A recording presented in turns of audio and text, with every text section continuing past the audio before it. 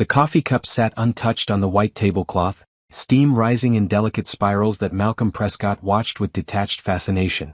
Anything to avoid the stares. Anything to pretend he didn't notice the whispers rippling through the cafe like a cold wind. The woman who was supposed to be his date had taken one look at him, at his wheelchair, at the careful way he'd positioned himself at the corner table, and her face had done something complicated. Something ugly. She'd mumbled an excuse about a family emergency, her eyes never quite meeting his, and walked away so quickly her heels had clicked a frantic rhythm on the marble floor. That was 7 minutes ago. 7 minutes of sitting here like a fool while other diners pretended not to watch. 7 minutes of remembering why he'd stopped trying to date after the accident. 7 minutes of feeling like every eye in the room was counting his failures, measuring his worth against the man he used to be. Malcolm's hands gripped the wheels of his chair, knuckles white. He should leave. Call his driver. Return to his penthouse where the walls didn't judge and the silence didn't mock. But something stubborn in him refused to move. He was Malcolm Prescott. His company employed 3,000 people across 5 states. He'd built an empire from nothing, survived a car crash that should have killed him, learned to navigate a world that suddenly saw his wheelchair before they saw him. He wouldn't run from a cafe because some shallow woman couldn't see past his legs. A little voice broke through his thoughts, high and sweet and utterly unguarded. "Mommy, why is that man sitting all alone?" He looked sad. Malcolm's head turned toward the voice. A small girl stood a few feet away, maybe 5 years old, with 2 puff ponytails decorated with bright red ribbons. Her brown eyes were wide and curious, fixed on him with the kind of directness only children possess. No pity. No awkwardness. Just pure, simple concern. "Ivy, sweetheart, we don't point." The woman beside the child spoke gently, but her own eyes had found Malcolm's face. She was beautiful in a way that caught him off guard. Natural. A nurse's scrubs in deep blue, her hair pulled back in a practical bun, her features showing the kind of tiredness that comes from too many long shifts and not enough sleep.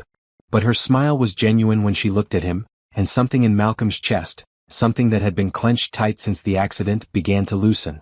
"I'm sorry," the woman said, guiding her daughter closer. "She's at that age where she says everything she thinks." "I like that age," Malcolm heard himself say. Adults could learn from it. The little girl, Ivy, cocked her head to the side. "Were you waiting for someone? Because if you were and they didn't come, that's not very nice. My teacher says we should always be nice." "Ivy," her mother warned softly, but Malcolm shook his head.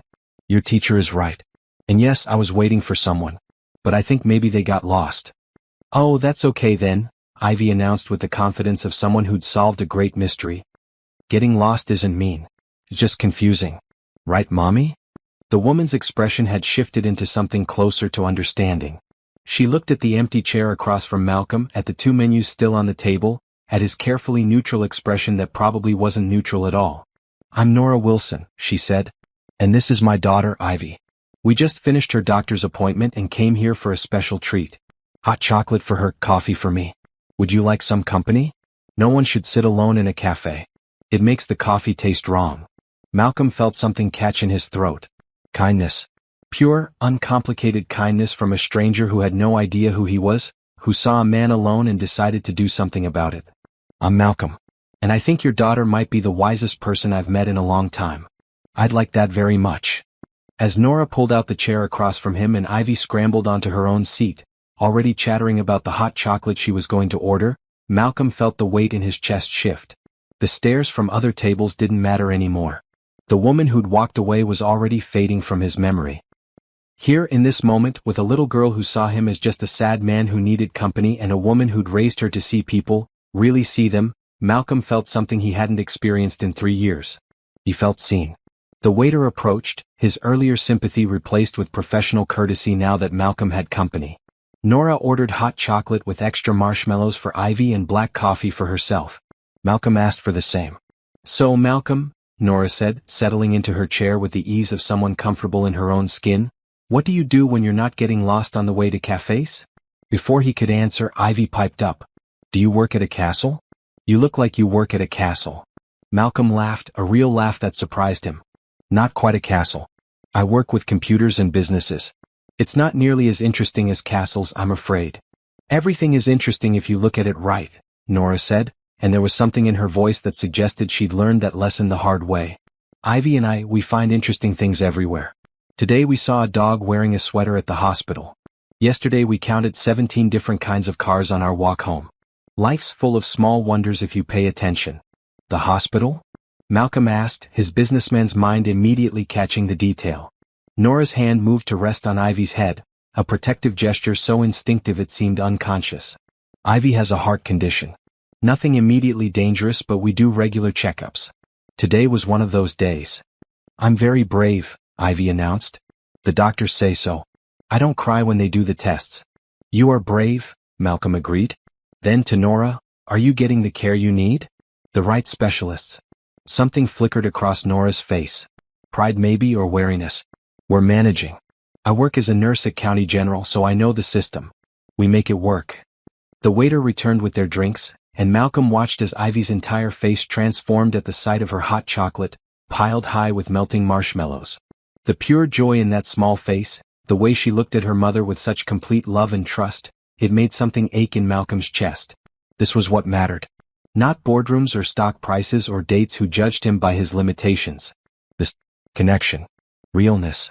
Love given freely. Can I ask you something, Malcolm? Nora's voice pulled him back. Of course. That woman who left. Did she leave because of the wheelchair? The directness of the question should have stung, but coming from Nora, it didn't. It was simply honest. Yes, he said. She did. Nora shook her head slowly. Then she's the one who lost something today. Not you. My grandmother used to say that a person's character shows in how they treat people when there's nothing to gain. That woman showed you exactly who she is. You should thank her for leaving before you wasted any more time. Mommy's smart, Ivy said through a mouthful of marshmallow. She knows everything. Not everything, baby, Nora said with a soft laugh. But I know enough to recognize a good person when I see one. Malcolm felt heat rise in his face, an unfamiliar sensation. Compliments usually felt empty to him now, weighted with pity or politeness. But this felt different. Real. I could say the same about you. Not many people would stop their day to sit with a stranger. Life's too short to walk past people who need a friend, Nora said simply. And besides, Ivy was right. You did look sad. Now you look less sad. That seems like a good use of our afternoon. They talked for over an hour. Malcolm learned that Nora was 28, had been a nurse for 6 years, loved her job despite the exhausting hours. Ivy was her world, the light that kept her going through double shifts and difficult patients and a life that was harder than she made it sound. She didn't mention Ivy's father, and Malcolm didn't ask. Some stories needed time before they could be told. He told them about his accident 3 years ago, the car crash on a rain-slicked highway that had put him in this chair. The months of rehabilitation. The slow process of building a new life that looked nothing like his old one. He didn't mention his company or his wealth. For this moment he was just Malcolm. Just a man having coffee with a kind woman and her delightful daughter. When they finally stood to leave, Ivy hugged Malcolm's leg with the unself-conscious affection of a child who hadn't learned to be careful with her love yet. I'm glad you weren't sad anymore, she said. Can we have coffee again sometime? Ivy, we can't just invite ourselves, Nora started, but Malcolm cut her off. I'd like that. Very much. If your mother agrees. Nora looked at him for a long moment, and Malcolm wondered what she saw. Did she see the CEO? The billionaire? The man in the wheelchair? Or did she see what he hoped she saw, what he felt like when he was around her and Ivy? Just a man who wanted to be part of something real. Next Saturday, Nora said. 2 o'clock. Same place. But fair warning, Ivy will want to tell you every single thing that happened during her week. She's very thorough. I'll look forward to it, Malcolm said, and he meant it with an intensity that surprised him. As he watched them leave, Ivy's hand tucked securely in her mother's, Malcolm felt his phone buzz. His assistant probably wondering where he was. The real world calling him back. But for the first time in 3 years, the real world didn't feel quite as heavy. There was a reason to look forward now. A little girl in red ribbons and a woman who saw people, who taught her daughter to see people, who had turned his worst day into something else entirely. Malcolm wheeled himself toward the door, and for once, he didn't notice the stairs. He was too busy thinking about next Saturday. Have you ever felt invisible, like the world stopped seeing the real you? Drop a comment below and tell me what you think about Malcolm and Nora's first meeting. And don't forget to subscribe because this story is just getting started. Malcolm spent the week in a state he barely recognized as anticipation. Monday's board meeting passed in a blur of quarterly reports and profit margins that usually commanded his complete attention. Tuesday brought contract negotiations that he handled with half his mind while the other half wondered what Ivy might tell him about her week. By Wednesday, his assistant Diane commented that he seemed distracted, and by Friday, his physical therapist remarked that he was pushing himself harder than usual, as if preparing for something important. He was. For the first time in 3 years, he cared about something beyond his company. Beyond proving to the world that a man in a wheelchair could still run an empire. He cared about keeping a promise to a 5-year-old girl and seeing Nora's smile again. Saturday morning, Malcolm woke at 6 despite having nowhere to be until 2. He went through his exercise routine with extra care, showered, and then spent an embarrassing amount of time choosing what to wear. He settled on dark jeans and a deep green sweater, casual enough for coffee but put together. Not that it mattered. He wasn't trying to impress anyone. Except he was. He absolutely was. At 1:45, Malcolm was already at the café, positioned at the same corner table. He'd called ahead to reserve it, claiming it was his favorite spot. The staff, who'd witnessed his abandonment the previous week, seemed pleased to see him return. The young waiter from before gave him an encouraging nod. At precisely 2 o'clock, the café door opened and Ivy burst through, her mother following close behind. Today Ivy wore yellow overalls and a white shirt, her hair in the same puff ponytails but with yellow ribbons this time. Her face lit up when she saw Malcolm.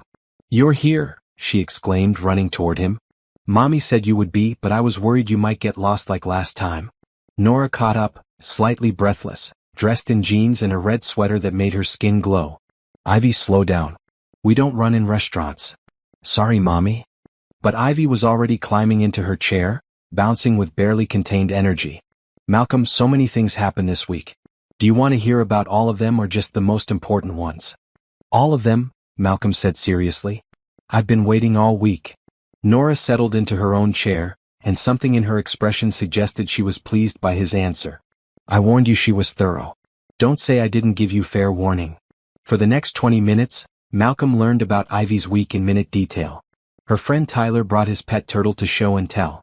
She learned to spell the word butterfly, all by herself. They had pizza for lunch on Wednesday and it was pepperoni, her favorite. Her teacher read them a story about a brave princess who saved herself instead of waiting for a prince. And on Thursday she lost a tooth and the tooth fairy brought her a whole $1. Malcolm listened to every word, asking questions, admiring the gap in her smile where the tooth had been, nodding seriously when she explained that Tyler's turtle was actually pretty boring because it mostly just sat there. Across the table, Nora watched them both, her coffee growing cold, something soft and wondering in her eyes. When Ivy finally paused for breath, Nora laughed. "I think you've talked poor Malcolm's ear off, baby. Maybe let him share something now." "What did you do this week, Malcolm?" Ivy asked. "Did anything exciting happen?" Malcolm considered lying, making up something that would sound interesting to a 5-year-old. But Nora had been honest with him, and something about that honesty deserved the same in return. "I went to a lot of meetings," he said. "I talked to people about business things. Not very exciting, I'm afraid. The most interesting part of my week was looking forward to seeing you both again." Ivy processed this with her characteristic seriousness. "Were the meetings boring?" "Sometimes, yes." "Then you should find a more interesting job." "My mommy's job is interesting. She helps people feel better." "Ivy's right," Nora said, her lips quirking in a half-smile. "I do help people feel better. It's not always easy, but it matters. What you do should matter, not just make money." "It matters to me," Malcolm said quietly. "I built my company from nothing. It represents years of work, of believing I could do something meaningful. After my accident, a lot of people thought I should step down, let someone else take over. I stayed because it mattered. Because proving them wrong mattered." Nora's expression shifted into understanding. "That's different then. That's fighting for yourself. That's important too." The waiter appeared and they ordered. Hot chocolate for Ivy, naturally. Coffee and sandwiches for the adults. As they ate, the conversation flowed easily. Nora talked about her work, the challenges of hospital politics, the rewards of helping people through their worst moments. Malcolm found himself relaxing in a way he rarely did, the pressure of being Malcolm Prescott, CEO, sliding away until he was just a man having lunch with people he liked. It was Ivy who brought up her heart condition as casually as she discussed Tyler's turtle. "I have to go to the doctor a lot because my heart doesn't work exactly right. But it's okay. Mommy says we just have to be careful and pay attention." "That must be scary sometimes," Malcolm said gently. Ivy considered this. "Sometimes. When I have to get tests. But Mommy is always there and she holds my hand so it's not so bad." And the doctors give me stickers after. Malcolm's gaze shifted to Nora, and he saw the strain beneath her calm exterior. The worry she carried, the weight of being solely responsible for a sick child. Are you seeing a good specialist? He asked. Nora's shoulders stiffened slightly. We see a cardiologist at County General. Dr. Patterson. He's competent. Competent isn't the same as the best. The best isn't always accessible to people like me, Nora said, and there was an edge to her voice now. I work 3 12-hour shifts a week, pick up overtime when I can. We have insurance, but it doesn't cover everything. Dr. Patterson is good enough and we're managing. Malcolm leaned forward. What if you didn't have to just manage? What if Ivy could see the absolute best pediatric cardiologist in the city? Dr. Rachel Okonkwo at Memorial Children's Hospital. She's world-renowned, trained at Johns Hopkins, published groundbreaking research on pediatric heart conditions. I know her personally. I could make a call, get Ivy an appointment. Nora's jaw tightened. We can't afford Memorial. Their fees are 3 times what county charges. I would cover it. All of it. Whatever Ivy needs. No. The word came out sharp, and Ivy looked up from her hot chocolate, suddenly attentive to the tension at the table. We're not a charity case, Malcolm. I appreciate the offer, but we handle our own problems. Malcolm felt frustration rise in his chest. Pride. He understood it, had lived by it his entire life. But this wasn't about pride. This was about a little girl who deserved the best possible care. It's not charity, he said carefully. It's one human being helping another. You sat with me when I was alone. You brought light into a dark moment. Let me return the kindness. By throwing money at us? Nora stood, gathering her purse. Come on, Ivy. We should go. But Mommy, we just got here. Ivy's voice trembled on the edge of tears. I like talking to Malcolm. Malcolm's heart sank. He pushed too hard too fast. Classic mistake. He approached life like a business deal, identifying problems and solving them with resources. But this wasn't business. This was a woman who'd fought for everything she had, who didn't want handouts even when they were offered with the best intentions.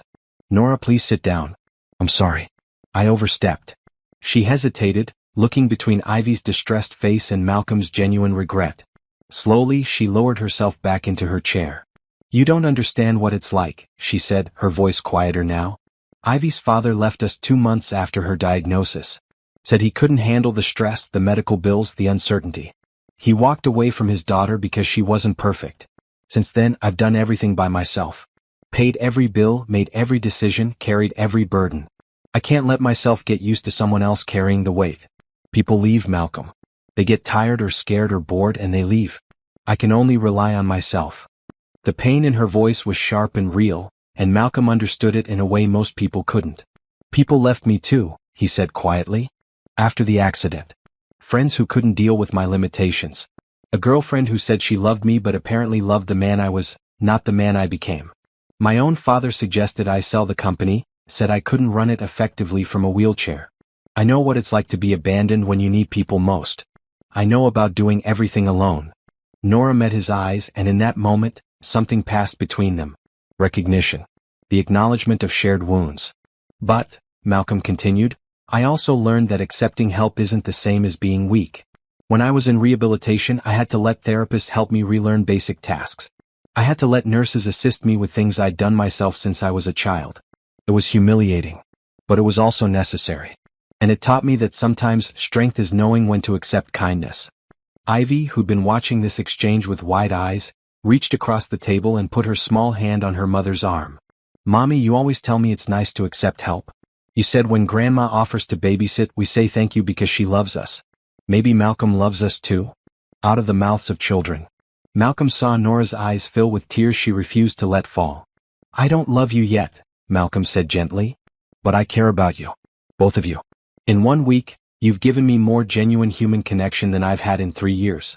You've reminded me what kindness looks like, what matters beyond balance sheets and quarterly earnings. Let me do this. Not as charity. As friendship. As one person who wants to help because he can, not because you're weak or needy or any of the things you're afraid of appearing to be.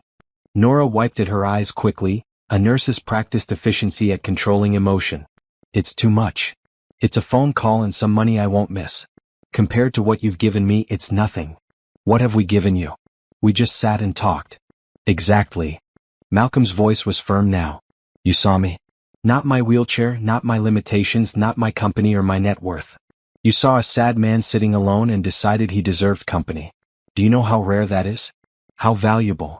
The silence stretched between them, filled only with the ambient noise of the cafe around them. Finally, Nora drew a shaky breath. If we do this, if I let you help with Ivy's medical care, I need some boundaries. This doesn't make you responsible for us. It doesn't mean we're a burden you've taken on. And if at any point you want to walk away, you can. No hard feelings. No guilt. Agreed, Malcolm said, though privately he thought the idea of walking away from these two was already impossible. And you can set any other boundaries you need. This is your decision, your life. I'm just offering to open a door. Nora looked at her daughter, who was watching her mother with complete trust, certain that whatever decision was made would be the right one because her mommy always knew what to do. Malcolm saw the moment Nora chose love over pride, her daughter's well-being over her own discomfort with accepting help. Okay, she said. Thank you. We'll see Dr. Okonkwo. And I will pay you back even if it takes years. You already have, Malcolm said. But if it makes you feel better, sure. Ivy, sensing the tension had broken, grinned and returned to her hot chocolate. Crisis averted in her child's mind, the adults having worked out their complicated adult problems. But as Malcolm watched Nora slowly relax, saw her shoulders lower and her grip on her coffee cup loosen, he knew this was just the beginning. He crossed a line today, moved from stranger to something more. Friend seemed too small a word for what he felt. Too limiting for what he wanted to become to these two people who'd stumbled into his life and turned it inside out in the span of a week. They stayed at the cafe for another 2 hours, conversation returning to easier topics. Ivy's school. Nora's co-workers. Malcolm's physical therapy routine. By the time they left, exchanging phone numbers and promising to connect about the appointment with Dr. Okonkwo, Malcolm felt lighter than he had in years. As his driver pulled up and he prepared to leave, Ivy hugged him again, her small arms fierce around his neck. Thank you for helping my heart, she whispered. You're a good friend. Over her head, Malcolm met Nora's eyes. Thank you for letting me, he said. On the drive home, Malcolm made 2 calls. The first to Dr. Okonkwo's office, securing an appointment for the following Tuesday. The second to his accountant, ensuring a line of credit was available for whatever Ivy's treatment might require. Money he'd earned, money he could spend however he chose, and right now he chose to spend it on a little girl with a brave smile and a mother who'd taught him to see the world differently. It wasn't until he was home, alone in his penthouse overlooking the city, that Malcolm let himself acknowledge the truth. He wasn't just helping a sick child. He wasn't just repaying a kindness. He was falling. Falling for a woman who wore exhaustion like armor and raised her daughter with more love than most people had in their entire bodies. Falling for a child who saw people as they truly were and loved them without reservation. Falling into something that felt like home in a way his expensive penthouse never had. And the most terrifying part? He wasn't scared. For the first time since his accident, since his world had turned upside down and his body had betrayed him, Malcolm felt like he was moving toward something instead of away from it. Toward light. Toward connection. Toward a future that looked nothing like what he'd planned but felt more right than anything had in years. Tuesday couldn't come fast enough. Tuesday morning arrived gray and cold, winter asserting itself with aggressive wind and a sky that promised snow. Malcolm had his driver pick up Nora and Ivy from their apartment at 8, the appointment with Dr. Okonkwo scheduled for 9. He'd offered to meet them there, but Nora had insisted they ride together, saying it would be easier. Malcolm suspected she wanted moral support, and he was happy to provide it. When they pulled up to the address Nora had texted him, Malcolm felt his stomach drop. The apartment building was functional at best, run down at worst. Cracked concrete steps led to a dingy entrance with a broken buzzer system. Laundry hung from some of the balconies despite the cold. This was where Nora was raising Ivy? On a nurse's salary, probably barely making rent, with medical bills piling up and a daughter who needed constant monitoring? Nora emerged from the building holding Ivy's hand, both bundled in winter coats that had seen better days. Ivy's was slightly too small, her wrist showing beneath the cuffs. Nora's was practical but thin, not nearly warm enough for this weather. Malcolm's driver, Thomas, jumped out to open the door for them and Ivy's eyes went wide. "Mommy, this is the fanciest car I've ever seen," she breathed. "It's just a car, baby," Nora said, but her own eyes betrayed her discomfort. This was Malcolm's world. Drivers and expensive vehicles and medical specialists who required appointments booked weeks in advance unless you knew someone. She was out of her element and it showed. Once they were settled in the back seat, Malcolm caught Nora's eye. You okay? Nervous, she admitted. I've never been to Memorial. It's where all the rich families take their kids. I've heard stories from other nurses. The building alone cost more than my entire apartment complex. The building doesn't matter. Dr. Okonkwo does. And she's brilliant, Nora. If anyone can help Ivy, it's her. What if she finds something Dr. Patterson missed? What if Ivy needs surgery? What if it's worse than we thought? Malcolm reached across the seat and took Nora's hand, the gesture feeling both natural and revolutionary. Her fingers were cold, trembling slightly. Then we deal with it. Together. One step at a time. But worrying about what-ifs won't help anyone. Nora squeezed his hand briefly before letting go, a silent thank you. Beside her, Ivy was pressing her nose against the window, watching the city pass by with a child's endless fascination. Memorial Children's Hospital was everything the name promised. A modern glass building with murals painted by children on the walls, a lobby that felt more like a cheerful play space than a medical facility. Volunteers in bright blue vests greeted them at the door. The receptionist smiled warmly at Ivy, offering her a sticker and a coloring book while they checked in. Dr. Rachel Okonkwo met them in her office 10 minutes later, a woman in her 40s with kind eyes and the kind of confidence that came from years of saving children's lives. She shook Nora's hand first, then Malcolm's, then crouched down to Ivy's level. Hi, Ivy. I'm Dr. Rachel. I heard you're very brave when you go to the doctor. Is that true? Ivy nodded solemnly. I only cry a little bit. And only if it hurts. That sounds very brave to me. How about we talk to your mom for a few minutes, and then we'll do some tests to see how your heart is doing. Sound good? Okay. But Malcolm has to stay too. He's part of my family now. Dr. Okonkwo's eyebrows rose slightly as she glanced at Malcolm, who felt heat rise in his face. But Nora just smiled and said, He is. He's a very good friend. For the next hour, Dr. Okonkwo was thorough in a way that put Nora visibly at ease. She reviewed Ivy's medical history, asked detailed questions about symptoms and episodes, explained each test before performing it. She was patient with Ivy's questions, honest about what might feel uncomfortable, and generous with her praise when Ivy stayed still during an echocardiogram. Malcolm watched from his position near the door, his wheelchair angled so he could see both Ivy and Nora. He watched Nora's shoulders gradually relax as Dr. Okonkwo demonstrated her expertise. He watched Ivy trust this new doctor because her mother trusted her. And he felt something expand in his chest, something warm and fierce and protective. This was what mattered. Not his boardroom battles or his company's stock price. A little girl getting the care she needed. A mother finally able to breathe because someone was sharing the burden. The simple, profound act of making someone's life a little bit easier. After the tests, Dr. Okonkwo invited them all into her office. Ivy was given another sticker and permission to color at the small table in the corner while the adults talked. Malcolm positioned his wheelchair next to Nora's chair, close enough that he could offer support if needed. Okay, Dr. Okonkwo began, pulling up images on her computer screen. Let's talk about what we found. Ivy has a ventricular septal defect, a hole in the wall between the lower chambers of her heart. Dr. Patterson's diagnosis was correct. However, the hole is slightly larger than his notes indicated, which means it's causing more strain on her heart than previously thought. Nora's hand flew to her mouth. How much larger? Enough that I'd recommend surgery sooner rather than later. If we wait, there's a risk of complications. Pulmonary hypertension, enlargement of the heart chambers, increased susceptibility to infections. All things we want to avoid. Surgery, Nora repeated, her voice hollow. When? I'd like to schedule it within the next month. The procedure is relatively straightforward. We'll go in through a small incision, patch the hole, and Ivy's heart should function normally. Recovery takes a few weeks, but most children bounce back quickly. She'll need to take it easy for a while, no strenuous activity, but she should be able to return to normal life relatively soon. And if we don't do the surgery? Dr. Okonkwo's expression grew serious. The hole won't close on its own at this size. Over time, the strain on her heart will increase. She'll get tired more easily, become more susceptible to respiratory infections, potentially develop arrhythmias. Her quality of life will decline. The surgery has risks certainly, but not having it carries greater risks in the long term. Nora looked at Malcolm, her eyes wide with fear. He wanted to take her hand again, pull her close, promise her everything would be okay. But he couldn't promise that. He could only be present, steady, an anchor in the storm of her terror. What are the risks of the surgery?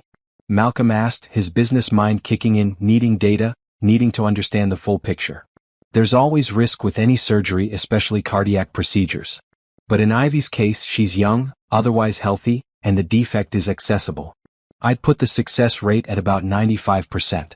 I've performed this procedure hundreds of times. I'm confident we can help her. The cost? Nora whispered. Let's not worry about that right now, Dr. Okonkwo said gently. Memorial has financial assistance programs, and I understand Malcolm is helping facilitate care. The important thing is making sure Ivy gets what she needs. Malcolm nodded. Whatever it costs, we'll handle it. Nora looked like she wanted to argue but didn't have the energy. She was too focused on the word surgery, on the fear of her daughter under anesthesia, on an operating table, on the knife edge of risk that separated this life from the unthinkable alternative. I need to think about it, Nora said. Talk to my family, process this, figure out the logistics. Of course, Dr. Okonkwo said. Take a few days. But don't take too long. Timing matters here. She pulled out a folder of information, handing it to Nora. This has everything you need to know about the procedure, the recovery, what to expect. And here's my direct number. Call me anytime if you have questions or concerns. Day or night. They left the hospital in a daze. Ivy chattered about the stickers she'd received, unaware of the weight pressing down on her mother's shoulders. Thomas drove them back to Nora's apartment, and Malcolm found himself reluctant to let them go. He wanted to follow them inside, make sure they were okay, sit with Nora while she processed the news. But that would be crossing a line, wouldn't it? They were friends, not family. Not yet. Nora, he said as Thomas opened the door for them. Can I take you both to dinner? Nothing fancy, wherever you'd like. I just think maybe you shouldn't be alone right now. Nora looked at him for a long moment. There's a diner 2 blocks from here. They have good burgers and a kids menu. If you're serious about not fancy, that's where we'd go. Perfect. I'll pick you up at 6. Malcolm, you don't have to keep doing this. You got us the appointment, you heard the diagnosis. You've done more than enough. I'm not doing this because I have to, Malcolm said quietly. I'm doing it because I want to. Because I care. Because sitting at home in my penthouse alone sounds terrible compared to burgers with you and Ivy. Let me be here, Nora. Please. Something in her face crumbled just a little. The wall she kept around herself, the protective barrier that said she could handle everything alone, it cracked. Okay, she said. 6 o'clock. But I'm buying my own burger. We'll see about that, Malcolm said with a slight smile.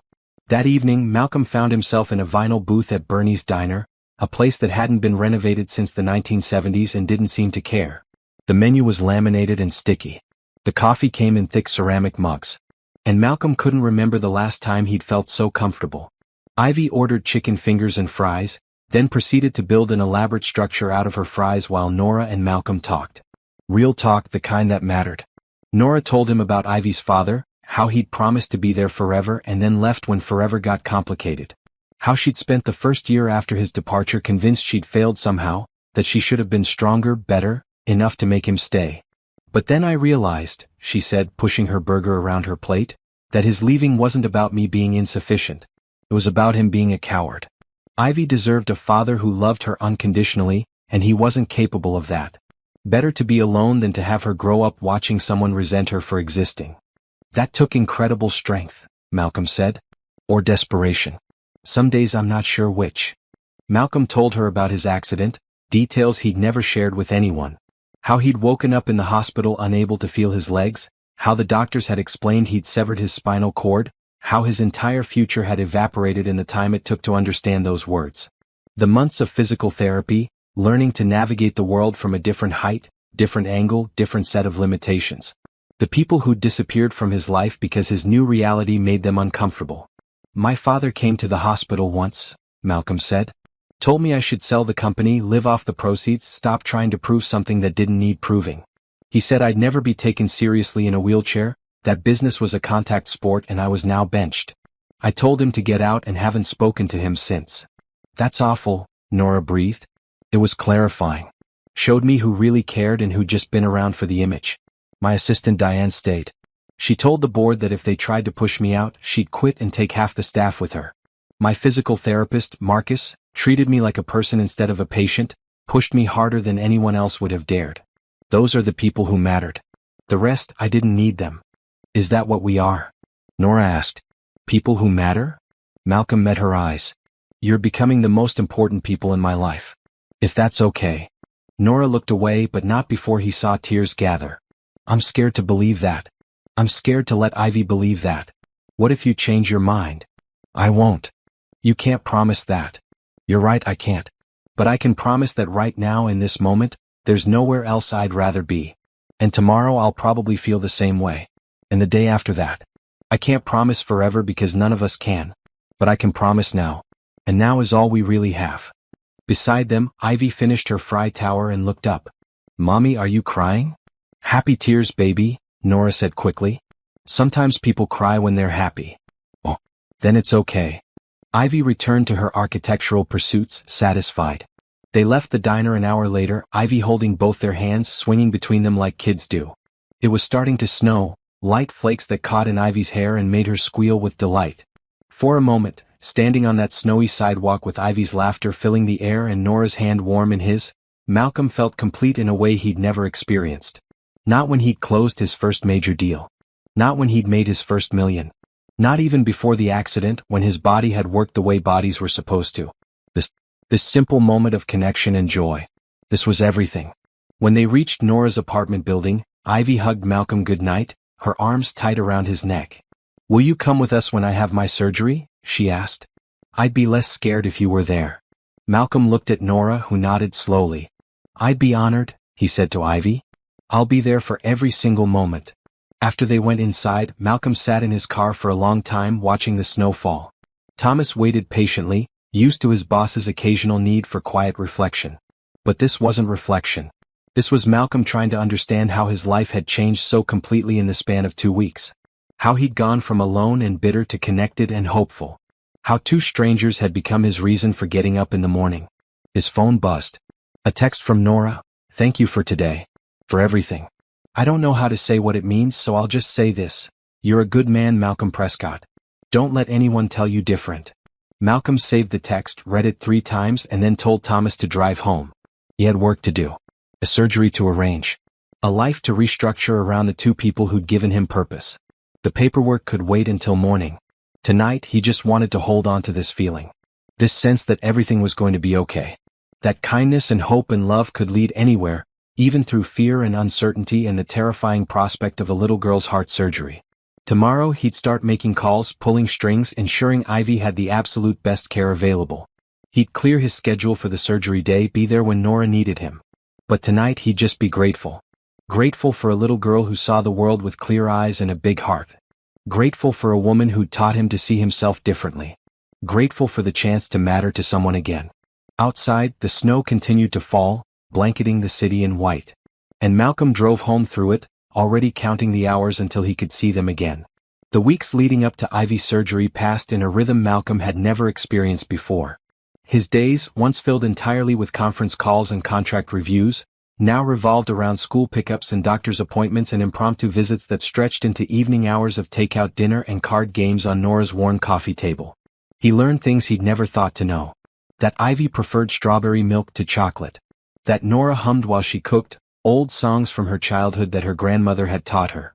That neither of them had been to the zoo in over a year because admission plus parking cost more than Nora wanted to spend on a single afternoon. Malcolm fixed that immediately. On a Saturday morning he showed up at their apartment with tickets to the zoo, the aquarium, and a children's museum, all prepaid, non-refundable. Nora had tried to argue, but Ivy's face had lit up like Christmas morning, and Nora couldn't disappoint her daughter. At the zoo, Malcolm discovered that navigating gravel paths in a wheelchair was challenging, but not impossible, especially when Ivy insisted on riding on his lap for the rough patches, her delighted laughter making every jarring bump worthwhile. They spent an hour watching the penguins, Ivy pressing her face against the glass, convinced she could communicate with them if she tried hard enough. Nora bought them all hot chocolate from a vendor, and they drank it on a bench overlooking the seal habitat. Ivy's commentary on the seal's swimming technique providing a steady background of entertainment.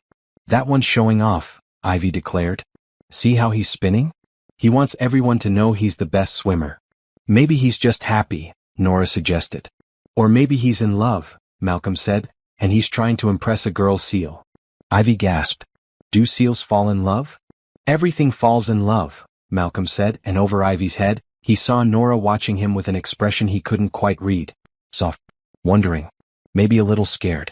Later, after they'd returned Ivy to the apartment for a nap she insisted she didn't need but fell into immediately, Nora and Malcolm sat in her tiny kitchen, drinking coffee that was slightly burnt because her coffee maker was on its last legs.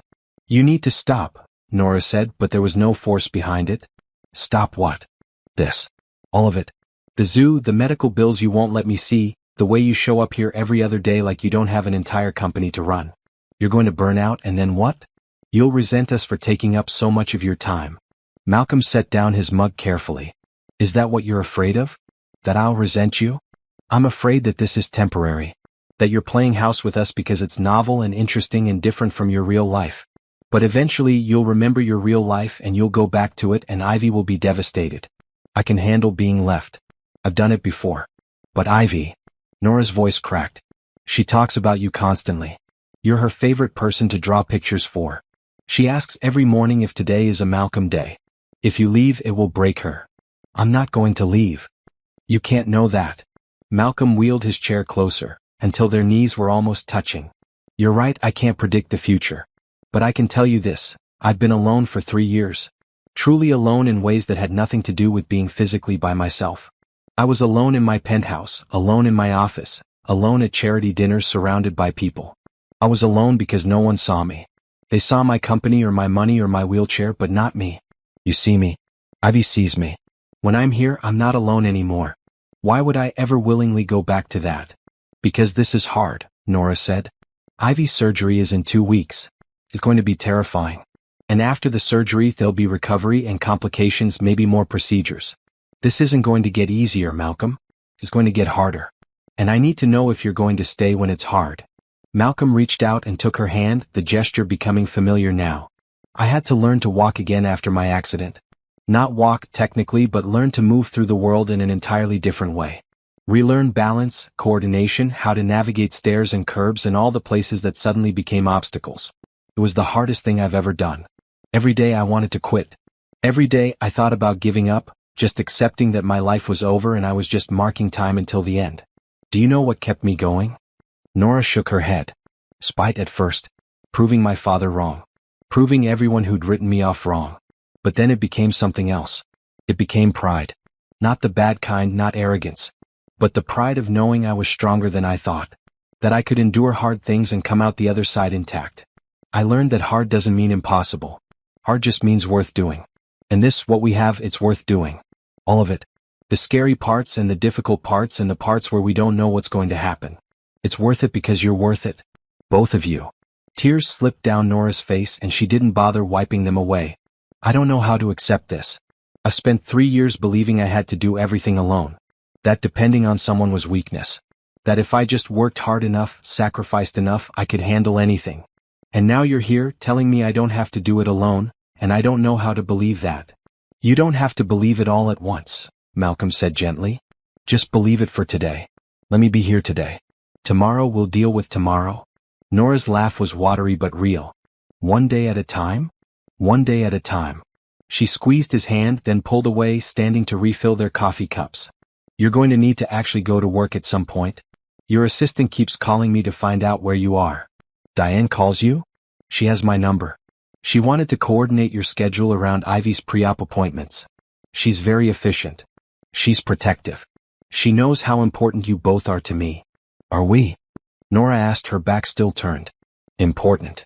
You're everything," Malcolm said simply. The silence that followed was heavy with unspoken things. Feelings neither of them was quite ready to name. The awareness that they were building towards something bigger than friendship, but neither wanted to rush. Not with Ivy's surgery looming. Not with so much uncertainty still ahead. Malcolm broke the silence first. "What does Ivy want to be when she grows up?" Nora turned, grateful for the subject change. "It changes every week. Last week, she wanted to be a veterinarian. This week, she wants to be an astronaut. Before that, it was a baker. We should take her to a planetarium. Show her the stars." "Malcolm. I know. I'm doing too much. But a planetarium, Nora. When would we ever regret showing her the stars?" Nora smiled despite herself. "You're impossible. I'm determined. There's a difference." They spent the rest of the afternoon talking, easy conversation about nothing and everything. Malcolm told her about his mother, who'd passed away 5 years earlier, and how she taught him that kindness cost nothing but was worth everything. Nora talked about her nursing program, how hard she'd worked to get through it as a single mother, taking classes at night while her mom watched Ivy, studying between shifts, refusing to give up even when exhaustion made her want to quit. "You're the strongest person I know," Malcolm said. "I don't feel strong. Most days I feel like I'm barely holding it together. That's what strength is. Holding it together when everything's falling apart." When Ivy woke from her nap, she wandered into the kitchen, hair mussed and cheek marked with pillow creases. "Is Malcolm still here?" she asked sleepily. "I'm still here," Malcolm confirmed. Ivy climbed into his lap without asking permission, curling against his chest. "Good. I like when you're here. It feels safer." Over her head, Malcolm met Nora's eyes. The look they shared said everything words couldn't. This was real. This mattered. And no matter how scary the next few weeks would be, they'd face it together. The following Tuesday, Malcolm cleared his entire schedule and took Nora and Ivy to the planetarium. They sat in the dark theater, watching stars wheel across the dome ceiling while a narrator talked about galaxies and black holes and the infinite nature of space. Ivy was mesmerized, her small hand gripping Malcolm's, her eyes wide with wonder. "Mommy, there are billions of stars," she whispered. "Billions." "I know, baby. And we're just one little planet around one little star. But we matter, right? Even though we're small?" "We matter," Nora said firmly. "Size doesn't determine importance." "Malcolm, do you think when my heart gets fixed I'll be able to be an astronaut?" Malcolm felt his throat tighten. "I think you can be anything you want to be. Your heart doesn't define what you're capable of." After the show, they walked through the museum's exhibits, Ivy asking 1,000 questions about rockets and satellites and whether dogs in space got homesick. Malcolm answered what he could and made up the rest, and Nora laughed more freely than he'd ever heard her laugh before. In the gift shop, Ivy fell in love with a stuffed animal of a star, bright yellow with a smiling face. Malcolm bought it for her over Nora's protests, watching as Ivy hugged it like it was the most precious thing in the world. "What are you going to name it?" Malcolm asked. Ivy thought for a moment, then smiled. "Hope. Because stars give us hope when it's dark." Malcolm looked at Nora and saw his own emotion reflected in her face. This child. This incredible, brave, wise child who saw the world with such clarity. How had they gotten so lucky to be part of her life? That night, as they walked to the car, Ivy holding her star and chattering about which planets she wanted to visit first, Malcolm felt something settle in his chest. Purpose. Direction. Home. These two people, this little makeshift family they were building, this was what he'd been missing. This was what made all the hard days worth enduring. Nora must have sensed his mood because she reached over and squeezed his shoulder. "Thank you for today. She'll remember this forever." "So will I," Malcolm said. The days continued to pass, each one bringing them closer to the surgery date. Malcolm arranged everything. The best surgical team. A private recovery room at Memorial. He even had his penthouse prepared, converting one of the spare bedrooms into a recovery space for Ivy, complete with every comfort he could think of. When he told Nora, she'd started to argue, then stopped. "You're doing it again," she'd said, making it impossible to say no. "Is that a yes?" "That's a thank you, and I don't know how to repay you." "You already have. Every day you repay me by letting me be part of this. By trusting me with Ivy. By seeing me as more than my limitations or my bank account. That's payment enough." The night before the surgery, Malcolm couldn't sleep. He lay in his bed, staring at the ceiling, thinking about everything that could go wrong. 95% success rate meant 5% failure. 5% chance that tomorrow would be the worst day of their lives. 5% chance he'd have to watch Nora's world end and be powerless to stop it. His phone buzzed at 2 in the morning. A text from Nora. "Are you awake?" "Yes." "Can't stop thinking." "Me neither. I'm terrified." "I know. I am too." A pause, then, "Can you come over? I don't want to be alone and Ivy's sleeping. I just need someone to sit with me." Malcolm was out of bed and dressed in minutes. Thomas drove him through empty streets to Nora's apartment, where she met him at the door in pajama pants and one of her nursing scrubs tops, eyes red from crying she'd been doing alone. They sat on her couch, close but not touching, and talked through the fear. Malcolm held her when she broke down, when the weight of everything became too much and she sobbed against his shoulder. He let her be strong and weak in turns, knowing she needed permission for both. "Whatever happens tomorrow," Malcolm said as dawn began to lighten the sky, "we face it together. You're not alone anymore, Nora. I promise you that." "I'm starting to believe you," she whispered. And as they sat there, waiting for the sun to rise on the scariest day of their lives, Malcolm sent up a prayer to whoever might be listening. Keep her safe. Keep Ivy safe. Let tomorrow be the beginning of their story, not the end. The universe, as it turned out, was listening. The hospital waiting room at Memorial Children's was designed to be comforting. Soft lighting, chairs that didn't quite manage to be comfortable despite their padding, magazines no one could focus on reading, and a television playing morning news at low volume. Malcolm sat beside Nora, their chairs pushed together, his hand holding hers so tightly he worried about cutting off circulation. On Nora's other side, her mother Diane Wilson had arrived at dawn, a sturdy woman in her early 50s who'd hugged Malcolm like she'd known him for years and thanked him for taking care of her girls. You didn't have to do all this, Diane had said, gesturing at the private surgical suite, the team of specialists, the accommodations Malcolm had arranged. But I'm grateful you did. Thank you for loving them. The word love had hung in the air between them, neither confirmed nor denied. But it was true. Malcolm knew it was true, even if he and Nora hadn't spoken it aloud yet. Ivy had been brave that morning. Terrifyingly brave. She'd held Hope the Star close as the nurses prepped her for surgery, asked questions about what the doctors would do, and only cried a little when they'd placed the 4. Malcolm had been allowed to wheel right up beside her bed, holding her hand while the anesthesiologist explained what would happen. You're going to count backward from 10, the doctor had said, and before you get to 1 you'll be asleep. And when you wake up, your heart will be all fixed and you'll feel so much better. Will it hurt? Ivy had asked, her voice small. You'll be asleep so you won't feel anything during the surgery. After, you might feel sore but we have medicine to help with that. And your mom and Malcolm will be right there when you wake up. Promise? Malcolm had leaned close, pressing a kiss to her forehead. I promise. We'll be the first faces you see. Okay. I'm brave. I can do this. You're the bravest person I know, Malcolm had said, and meant it with every fiber of his being. They'd watched her count backward, her voice getting slower, softer. 10, 9, 8. Her eyes had fluttered. 7, 6. And then she was asleep, her hand going slack in Malcolm's grip. The nurses had gently moved them back, wheeling Ivy toward the operating room, and Nora had made a sound like something breaking. That was 2 hours ago. Dr. Okonkwo had said the surgery would take 3 to 4 hours, depending on what they found once they were inside. Every minute felt like an eternity. Nora hadn't spoken since they'd returned to the waiting room. She sat rigid, staring at nothing, her lips moving in what Malcolm recognized as prayer. Her mother kept trying to coax her to eat or drink something, but Nora refused. Malcolm didn't push. He just stayed close, his presence a silent promise that she wasn't alone. At the 3-hour mark, Malcolm's phone buzzed. Diane, his assistant, checking in. He told her about the surgery and she'd immediately cleared his calendar for the week, handled the board meeting he was supposed to attend, and sent flowers to Ivy's hospital room for when she woke up. Malcolm texted back a quick update, then silenced his phone completely. The business world could wait. This was more important. Nora's mother, Diane Wilson, tried to fill the silence with stories about Ivy as a baby, about Nora's own childhood. She was always stubborn, Mrs. Wilson said fondly. Even as a little girl. Once she decided something, that was it. No changing her mind. When her father walked out, I thought it would break her. But she just set her jaw and said, fine. We don't need him. And she made it true through sheer willpower. She's remarkable, Malcolm said. She is. And she's been alone too long.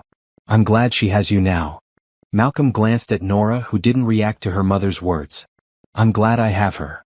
3.5 hours in, a nurse came to update them. Surgery was going well. Dr. Okonkwo was closing up now. Everything looked good. Ivy was stable. Another hour, maybe less, and they could see her. Nora's breath came out in a rush, the first real reaction she'd shown in hours. She's okay? She's doing great, the nurse confirmed with a warm smile. Dr. Okonkwo will come talk to you soon with all the details. After the nurse left, Nora turned to Malcolm and buried her face in his shoulder. He wrapped his arms around her, feeling her shake with relief and residual fear and exhaustion. She's okay, Nora whispered. She's okay. She's okay, Malcolm echoed. 40 minutes later, Dr. Okonkwo appeared in her surgical scrubs, pulling off her cap to reveal hair damp with sweat. But she was smiling, and that smile was everything. The surgery was a complete success, she said, sitting down across from them. The defect was exactly where the imaging showed it. We patched it with synthetic material that will integrate with her heart tissue over time. Her heart is already pumping more efficiently. She came through beautifully. She's in recovery now, still sleeping off the anesthesia, but she should wake up in the next hour or so. Nora's hands covered her mouth, tears streaming down her face. She's really okay? She's really okay. The next few days will be about managing pain and monitoring for complications, but I'm very optimistic. She's young, strong, and she came through without any issues. I expect a full recovery. When can we see her? Give the recovery staff about 20 minutes to get her settled, and then you can sit with her. She'll probably be groggy and confused when she first wakes up, but that's normal. Just be there, talk to her, let her know she's safe. That's what she'll need most. After Dr. Okonkwo left, Nora collapsed back in her chair, all the tension draining out of her at once. Her mother hugged her tight, both of them crying. Malcolm gave them space, wheeling back slightly, his own eyes burning with unshed tears. Ivy was okay. The surgery was successful. The 5% failure had been avoided. The universe had been kind. 20 minutes later, a nurse led them to the recovery area. Ivy lay in a bed that looked too big for her small body, covered in blankets, surrounded by monitors that beeped steadily. Her face was pale, an oxygen tube under her nose, but she was breathing on her own. Malcolm positioned his wheelchair on one side of the bed while Nora took the other side, her mother standing at the foot. "Hi, baby," Nora said softly, stroking Ivy's hair. "Mommy's here. You did so good. You were so brave." Ivy's eyes fluttered but didn't open. Her hand twitched, and Malcolm gently took it in his, careful of the 4-line. "Malcolm's here too," Nora continued. "Just like we promised. We're both here and we're so proud of you." It took another 10 minutes before Ivy's eyes finally opened, unfocused and confused. "Mommy? I'm here, sweetheart. It's over? The surgery's over? It's all over. Dr. Okonkwo fixed your heart. You're going to be just fine." Ivy's gaze wandered until it found Malcolm. A small smile touched her lips. "You stayed. I told you I would. My chest hurts." "I know, baby," Nora said. "The doctors are giving you medicine for that. It'll get better soon." "Hope," Ivy said suddenly. "Where's Hope?" Mrs. Wilson quickly retrieved the stuffed star from the chair where she'd been keeping it safe. She tucked it under Ivy's arm and the little girl relaxed, holding her star close. "Stars give us hope when it's dark," Ivy mumbled, her eyes already closing again. "You told me that, Malcolm." "You told me that," Malcolm corrected gently. "You're the wise one."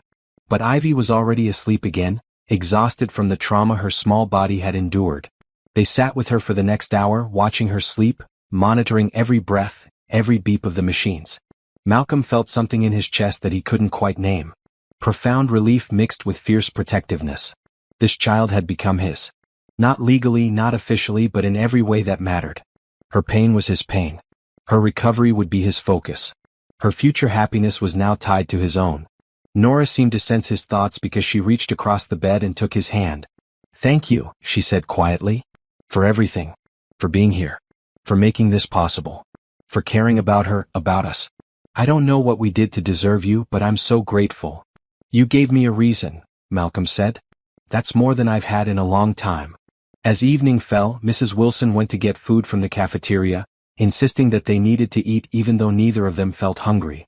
Alone with Ivy sleeping between them, Nora looked at Malcolm with an expression he'd been seeing more and more lately. Soft, open, vulnerable in a way she hadn't been before.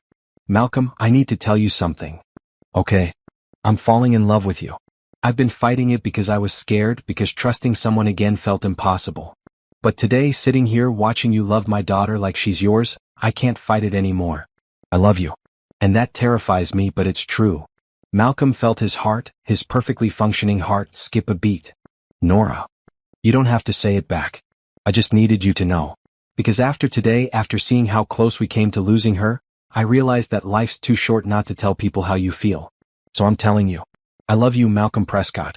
I love how kind you are. I love how you see people for who they are instead of what they can do for you. I love how you've never once made me feel like a charity case or a project. I love that you make my daughter laugh. I love that you're here right now when you could be anywhere else. I just love you." Malcolm wheeled closer to her side of the bed, close enough that he could reach up and cup her face in his hands. "I love you too.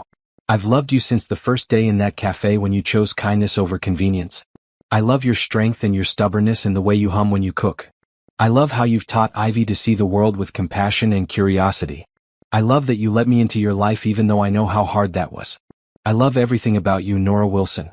Everything. They kissed then, over Ivy's sleeping form, a gentle kiss that tasted of tears and relief and the beginning of something neither of them had expected to find. When they pulled apart, both were smiling through their tears. So what now? Nora asked. Now we take care of Ivy. We get her through recovery. And then we figure out the rest together. As a family. A family, Nora repeated, testing the word. I like the sound of that. So do I.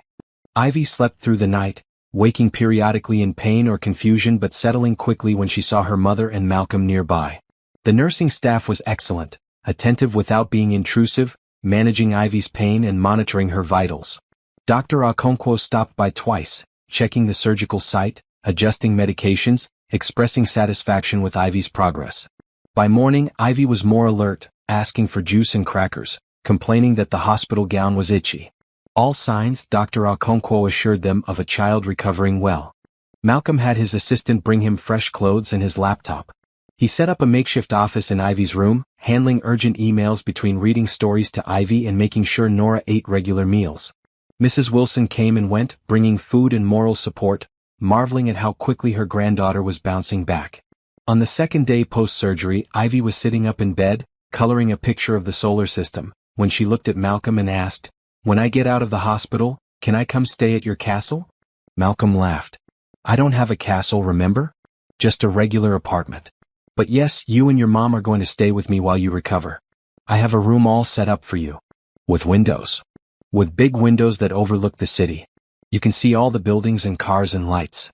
Like stars but on the ground? Exactly like that. Ivy returned to her coloring, satisfied. Across the room, Nora mouthed thank you to Malcolm and he smiled. This was his life now. Hospital rooms and coloring books and making sure a 5-year-old had everything she needed to heal. It was so far from boardrooms and profit margins and the life he'd built before. But it was better. So much better.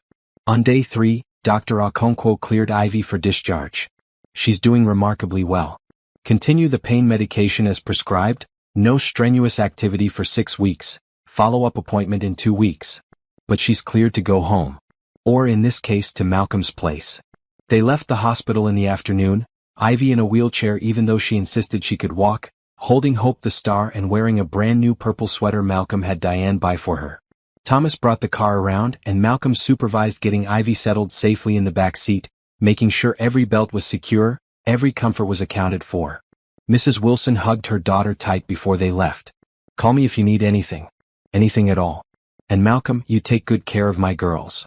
I will, Malcolm promised. I absolutely will. As Thomas drove them across the city to Malcolm's penthouse, Ivy chattered about what she wanted to see first, whether Malcolm had any pets. He didn't but was considering getting a cat if Ivy wanted one, and what they should have for dinner. Nora held Malcolm's hand in the back seat, their fingers interlaced and exchanged quiet smiles. They'd made it through the hardest part. Ivy was okay. They were together. And whatever came next, they'd face it as a family. The family Malcolm had never expected to have but now couldn't imagine living without. Love, it turned out, wasn't about grand gestures or perfect moments. It was about showing up. Being present. Choosing each other every day, especially on the hard days. And as Malcolm looked at the two people who'd changed his entire world, he knew with absolute certainty that he'd choose them every single day for the rest of his life. Malcolm's penthouse had always been a showcase rather than a home. Floor-to-ceiling windows offered spectacular views of the city skyline. Modern furniture in neutral tones, chosen by an interior designer. Art on the walls that cost more than most people's cars. Everything was beautiful, expensive, and completely impersonal. But in the 3 weeks since Nora and Ivy had moved in temporarily for recovery, the space had transformed. Ivy's coloring pages covered the refrigerator. A basket of toys sat in the corner of the living room. Children's books were stacked on the coffee table. Nora's nursing scrubs hung in the laundry room. The kitchen smelled like home cooking instead of takeout containers. The television, which Malcolm rarely used, was frequently tuned to children's educational programs about animals or space. And everywhere there was laughter. Ivy's recovery had gone smoothly. Her incision was healing well, the pain manageable with medication that they'd gradually been reducing. She tired easily and couldn't run or jump yet, but she could walk around the penthouse, explore the rooms, press her face against the windows and count the cars below. Dr. Okonkwo's 2-week follow-up had been excellent. Everything was progressing exactly as hoped. But more than Ivy's physical recovery, Malcolm watched as their little family unit solidified. Morning routines developed. Nora woke first, made coffee, started breakfast. Malcolm would join her, and they'd talk quietly while Ivy slept, sharing the newspaper, planning the day. When Ivy woke, she'd climb into Malcolm's lap for morning cuddles before breakfast. After eating, they'd do her physical therapy exercises together, gentle movements to rebuild strength, then perhaps a movie or coloring or board games. Nora had returned to work part-time, and on those days Malcolm worked from home, his laptop set up at the dining table while Ivy played nearby. Thomas had become Uncle Thomas, driving Ivy to her appointments and always keeping peppermints in his pocket for her. Diane, Malcolm's assistant, regularly video called to check on Ivy's progress and always made her laugh by making funny faces on camera. Even Malcolm's cleaning service had been charmed by Ivy, the team lead bringing her a small plant for her room, telling her it would grow as she grew stronger. It was during Ivy's 3rd week of recovery that Malcolm realized he didn't want this to be temporary. He was reading to Ivy before her afternoon nap, a story about a brave rabbit who went on adventures. Nora was at work, and the penthouse was quiet except for Malcolm's voice and Ivy's occasional questions about the story. When he finished the book, Ivy snuggled deeper into her pillows and said, "Malcolm, I like living here. Can we stay forever?" Malcolm's heart clenched. "Would you want to?" "Yes. It's nice here. And you're here. And Mommy's happier. She smiles more now. I think it's because of you. Your mom makes me happy too. Then we should all stay together. That makes sense, right?" "It makes perfect sense to me, sweetheart." That evening, after Ivy was asleep and Nora had returned from her shift at the hospital, Malcolm broached the subject carefully. They were sitting on the couch, Nora's feet in his lap, both tired but content. "Ivy asked me today if you could stay here permanently," Malcolm said. "What would you think about that?" Nora's expression became guarded, the walls going up that she'd been slowly lowering over the past weeks. "Malcolm, we've been over this. We can't keep accepting so much from you." "Why not?" "Because it's not fair. Because eventually you'll want your space back, your life back, and we'll be in the way." "You're not in the way. You're the point. This whole place only makes sense now because you're in it. Before, it was just expensive emptiness. Now it's home. This is your home. A very expensive home that we couldn't afford in 100 years. Eventually, reality will come back. I'll need to find a new apartment, something in my price range, get Ivy enrolled in school near there. We can't just play house forever." Malcolm wheeled his chair to face her directly. "What if it's not playing? What if this is real? What if I want you and Ivy here permanently, not as guests but as family?" "Malcolm, hear me out. Your lease is up next month. You've been dreading going back to that apartment, I can tell. The stairs are difficult, the neighborhood isn't as safe as you'd like, and it's far from Ivy's school. What if instead of renewing you stayed here? Both of you. I have the space. I want you here.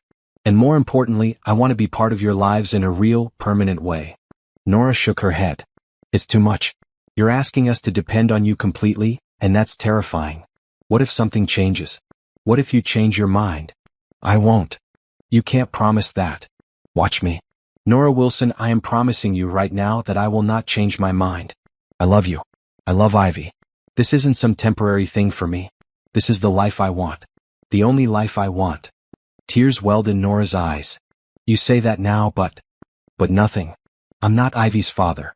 I'm not the man who walked away when things got difficult. I'm the man who sat through a terrifying surgery, who learned to braid hair even though I have no coordination for it, who canceled board meetings to take a 5-year-old to the planetarium.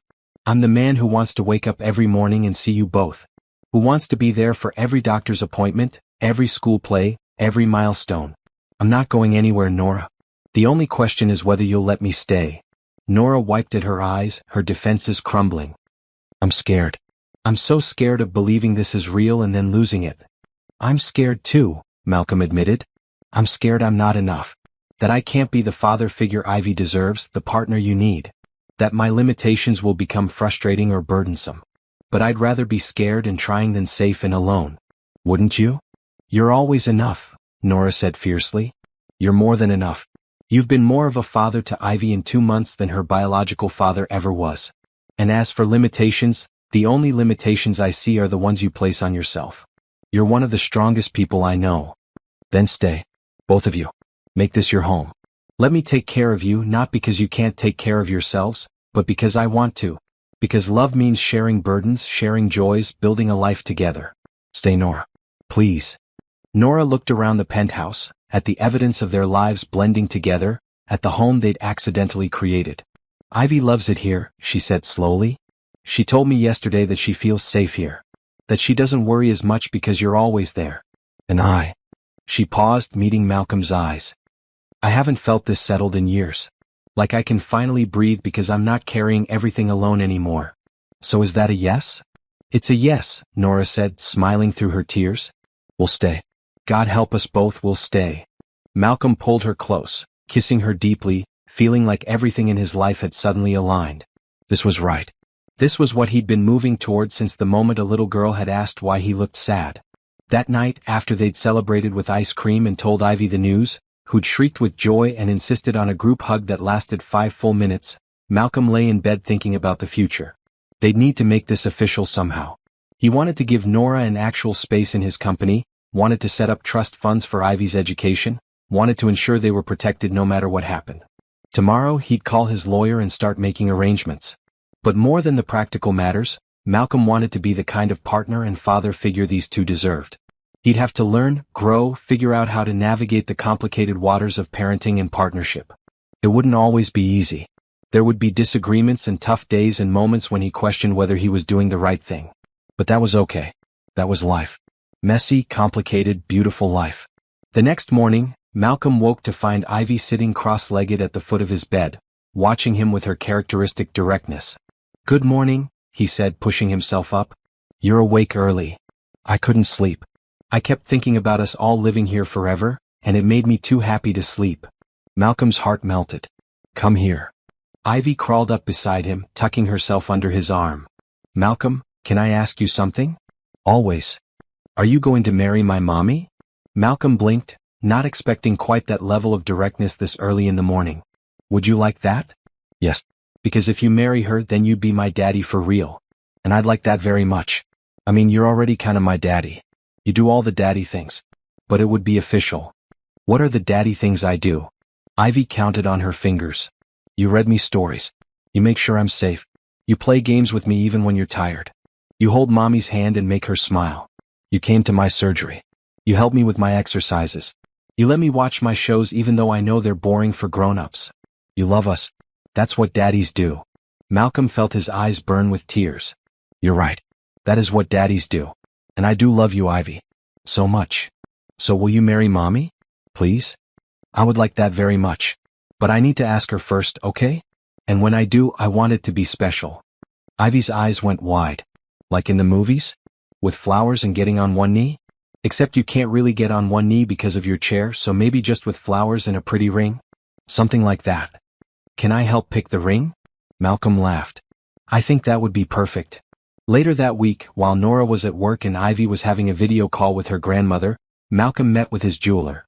He'd been thinking about this since the conversation with Ivy, but really he'd been thinking about it since he'd admitted he loved Nora. He wanted to marry her. Wanted to build an official, legal family. Wanted Ivy to have his last name if Nora agreed. Wanted the world to know these were his people.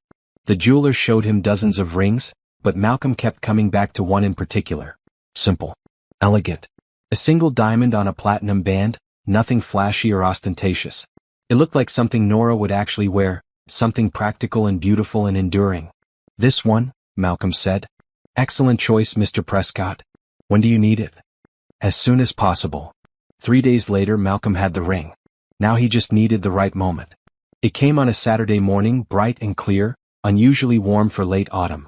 Ivy was well enough now for short walks, and Malcolm suggested they go to the park near the cafe where he and Nora had first met. They packed a picnic, bundled Ivy in her purple sweater, and took Thomas to drive them. The park was beautiful, trees showing their final autumn colors before winter stripped them bare. They found a spot near a small pond where ducks paddled lazily. Malcolm spread out a blanket while Nora set up their lunch. Ivy threw breadcrumbs to the ducks, narrating their behavior with her characteristic intensity. That one's definitely in charge, she announced. See how he takes the biggest pieces? He's the duck boss. Malcolm and Nora sat close together on the blanket watching Ivy, both thinking the same thing. This is what happiness looks like. After lunch, Ivy asked if she could walk around the pond with Thomas, who'd been sitting patiently nearby. Just to the other side and back, she promised. I won't run. Nora agreed, and suddenly Malcolm was alone with her, the moment he'd been waiting for presenting itself naturally. Nora, he started, then stopped, nervous in a way he hadn't been nervous since before his accident. I want to ask you something. She turned to him, and something in his expression must have tipped her off because her eyes went wide. Malcolm. The last 2 months have been the best of my life. Not despite everything that's happened, but because of it. Because of you. Because you saw me when I felt invisible. Because you let me into your life even though it would have been easier to walk away. Because you taught me what love actually means. It's not about grand romantic gestures or sweeping someone off their feet. It's about showing up. Being present. Choosing someone every single day. And I choose you, Nora. Every day for the rest of my life, I choose you. Malcolm pulled out the ring box, opening it to show her the simple, perfect ring inside. I know this is fast. I know we've only known each other a short time. But I also know that I've never been more certain of anything. I love you. I love Ivy. I want to marry you, adopt Ivy if you'll let me, build a real family together. Not because you need me, but because I need you. Because life with you is better than any life I could imagine without you. So, Nora Wilson, will you marry me? Tears streamed down Nora's face, but she was smiling, laughing through the tears. You're crazy, she said. Absolutely crazy. Is that a yes? Yes. Yes, of course it's yes. I love you, Malcolm. I want to marry you. I want Ivy to have you as her father, legally and officially. I want all of it. Every single bit of it. Malcolm slipped the ring onto her finger and it fit perfectly. Nora threw her arms around him, kissing him like the world was ending and beginning all at once. When they pulled apart, both laughing and crying, they saw Ivy running back toward them, Thomas following at a more sedate pace. Did you ask her? Ivy yelled. Did she say yes? She said yes, Malcolm confirmed. Ivy launched herself at both of them, and they all ended up in a tangle on the blanket, hugging and laughing. Thomas, ever professional, took a photo with Nora's phone, capturing the moment forever. 3 people who'd found each other against all odds, choosing to build a life together, proving that love and kindness and hope could lead to the most unexpected, beautiful places. Later, as they drove home, Ivy sandwiched between Malcolm and Nora in the back seat, she looked up at Malcolm and said, Now you're going to be my daddy for real. I already am, Malcolm said. But now everyone will know it. And truly he was. Not because of genetics or legal documents, though those would come. But because he'd chosen her. Chosen to love a little girl with a healing heart, a woman who taught him to see differently, and a life that was messy and complicated and absolutely perfect. At a red light, Malcolm caught Thomas's eye in the rearview mirror. His driver, who'd been with him through the accident and recovery in lonely years, was smiling. Congratulations, Mr. Prescott, Thomas said. You found your family. I did, Malcolm agreed. I really did. Malcolm had been so focused on his personal life that he'd missed the warning signs in his professional one. It started with a late-night phone call from Diane, his assistant, her voice tight with concern. Malcolm, we have a problem. Bradford Technologies filed paperwork for a hostile takeover bid. They're going after controlling shares, using your recent absences and focus on personal matters as evidence that you're not fit to lead the company anymore. Malcolm sat up in bed, careful not to wake Nora sleeping beside him. Bradford? Robert Bradford specifically? Yes. He's convinced several board members that the company needs new leadership. Someone who's, quote, fully committed to the company's future. They're painting you as distracted, using your wheelchair and your new family as proof that you can't handle the demands of the position. Rage, pure and hot, flooded through Malcolm. Robert Bradford was a competitor he'd clashed with before, a ruthless businessman who saw any perceived weakness as an opening. And apparently Malcolm's happiness, his new family, his relationship with Nora and Ivy, those were all weaknesses to be exploited. Schedule an emergency board meeting, Malcolm said, his voice cold. Tomorrow morning, 9 a.m. I don't care what anyone has planned. This ends now. The next morning, Malcolm woke earlier than usual, his mind already spinning through strategies and counterarguments. Nora noticed immediately. You're tense, she said, tracing patterns on his shoulder. What's wrong? He told her everything. The takeover attempt. The board members questioning his leadership. The way Bradford was using his disability and his relationship with them as ammunition. Nora's expression hardened in a way Malcolm had rarely seen. They're using us against you? Using Ivy and me as reasons you can't do your job? They're using everything they can. It's business. It's ugly, but it's how these things work. It's not just business when they're attacking you personally. When they're implying that caring about your family makes you weak. Nora sat up, fully awake now. What are you going to do? Fight. I built this company from nothing. I'm not letting Bradford or anyone else take it just because I finally found something more important than profit margins. More important than the company? Nora's voice was soft. You and Ivy are more important than anything. But that doesn't mean I can't have both. I can run a successful company and be a good partner and father. They're not mutually exclusive. Then prove it to them. Show them exactly who you are and what you're capable of.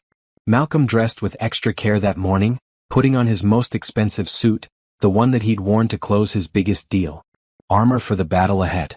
Thomas drove him to his office building, a gleaming tower downtown that bore his company's name. Diane met him at the entrance with a briefcase full of documents and a determined expression. I've prepared everything you'll need, she said as they rode the elevator to the top floor. Financial reports, growth projections, every single success the company's had under your leadership. I also compiled a list of every board member's concerns and prepared counterarguments. You're going to walk in there and remind them exactly why you're the CEO. The boardroom was already full when Malcolm arrived. 12 board members sat around the massive conference table, Robert Bradford at the far end, looking smug and confident. He was everything Malcolm despised in business. Ruthless without ethics, successful without compassion, wealthy without generosity. Malcolm, Bradford said, his tone dripping false concern. Thank you for joining us. I know you've been preoccupied lately. Malcolm wheeled himself to the head of the table, the position of power he'd occupied for 5 years. Let's cut through the pleasantries, Robert. You're attempting a hostile takeover of my company, using my personal life as justification. So let's address that directly. What exactly is your concern? That I've been spending time with my family? That I've found purpose beyond this boardroom? Or is it simply that you see an opportunity to steal what I've built and you're taking it? Several board members shifted uncomfortably.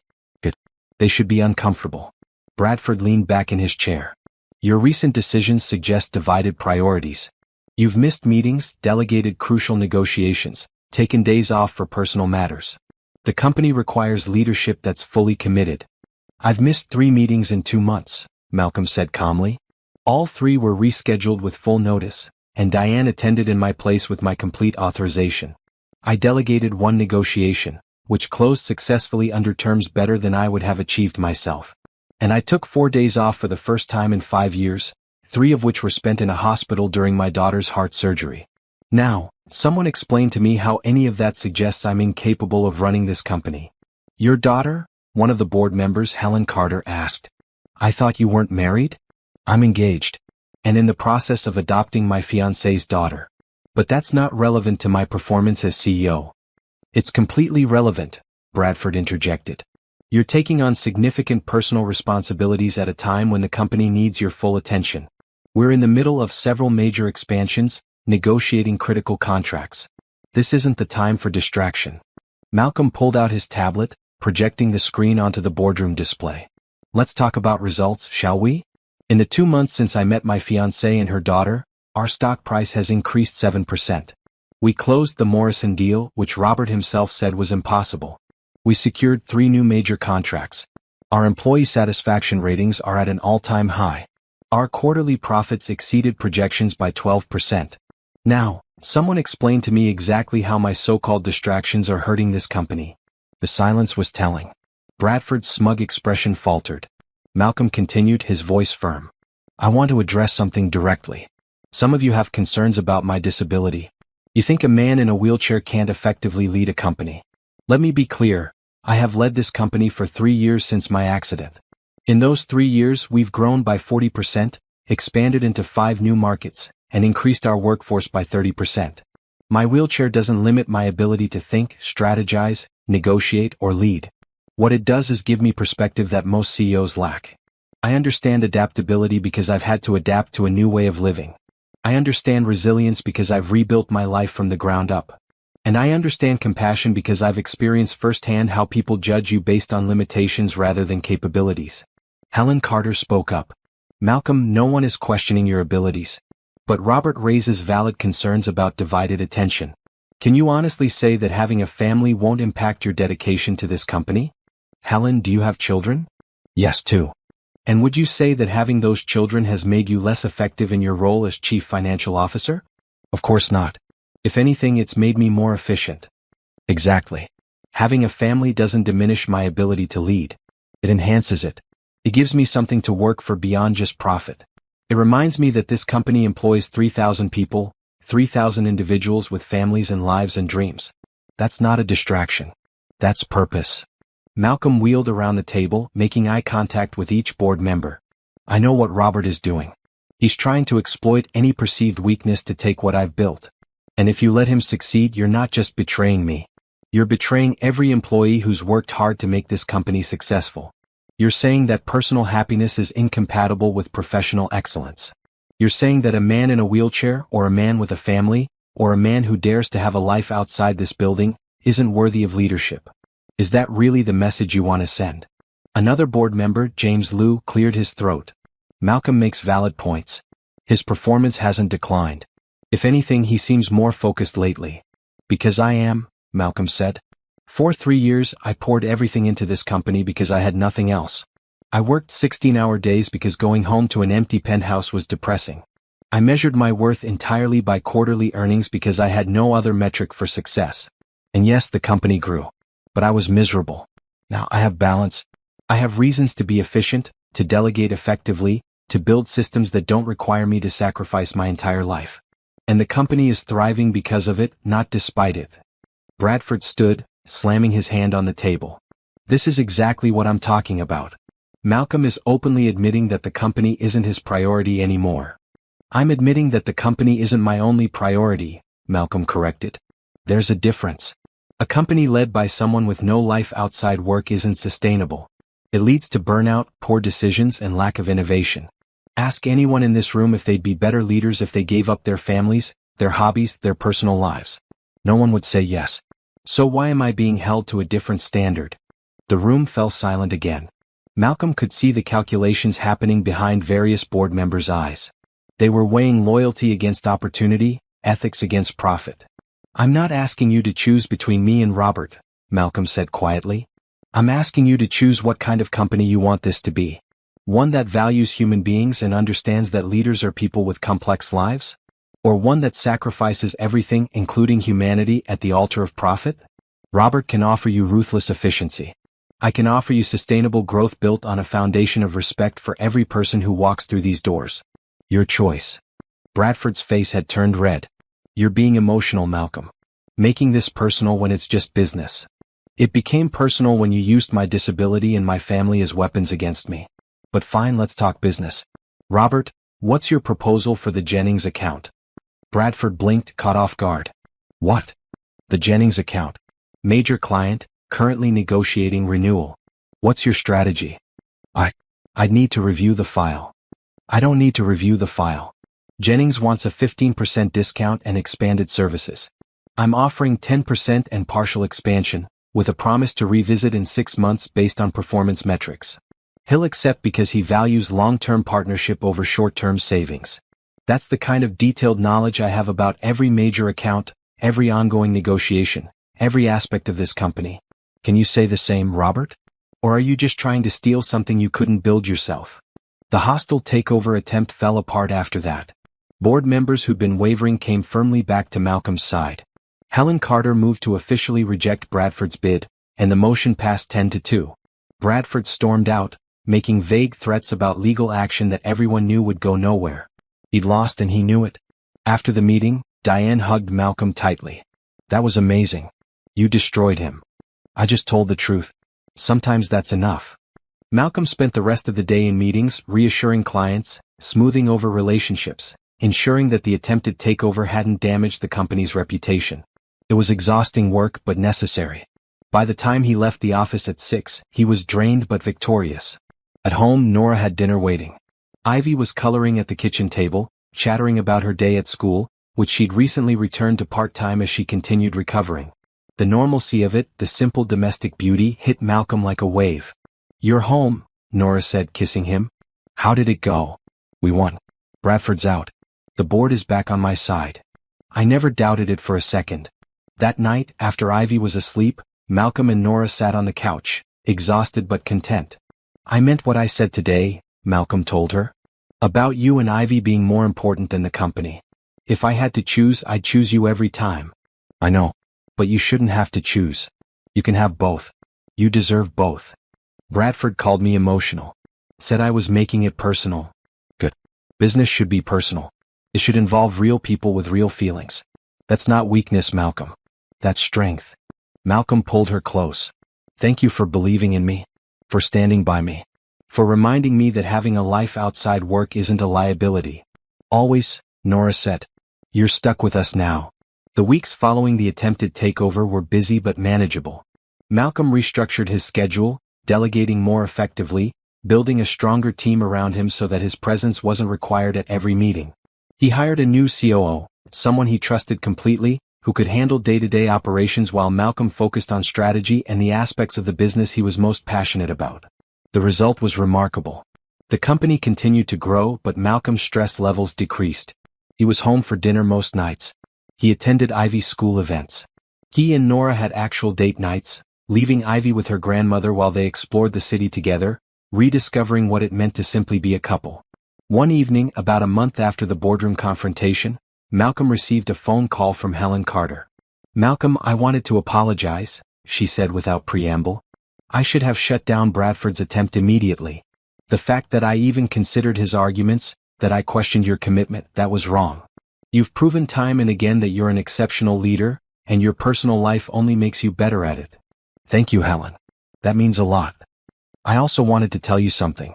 After that board meeting, after watching you defend not just your position but your right to have a full life, I went home and had a long conversation with my husband.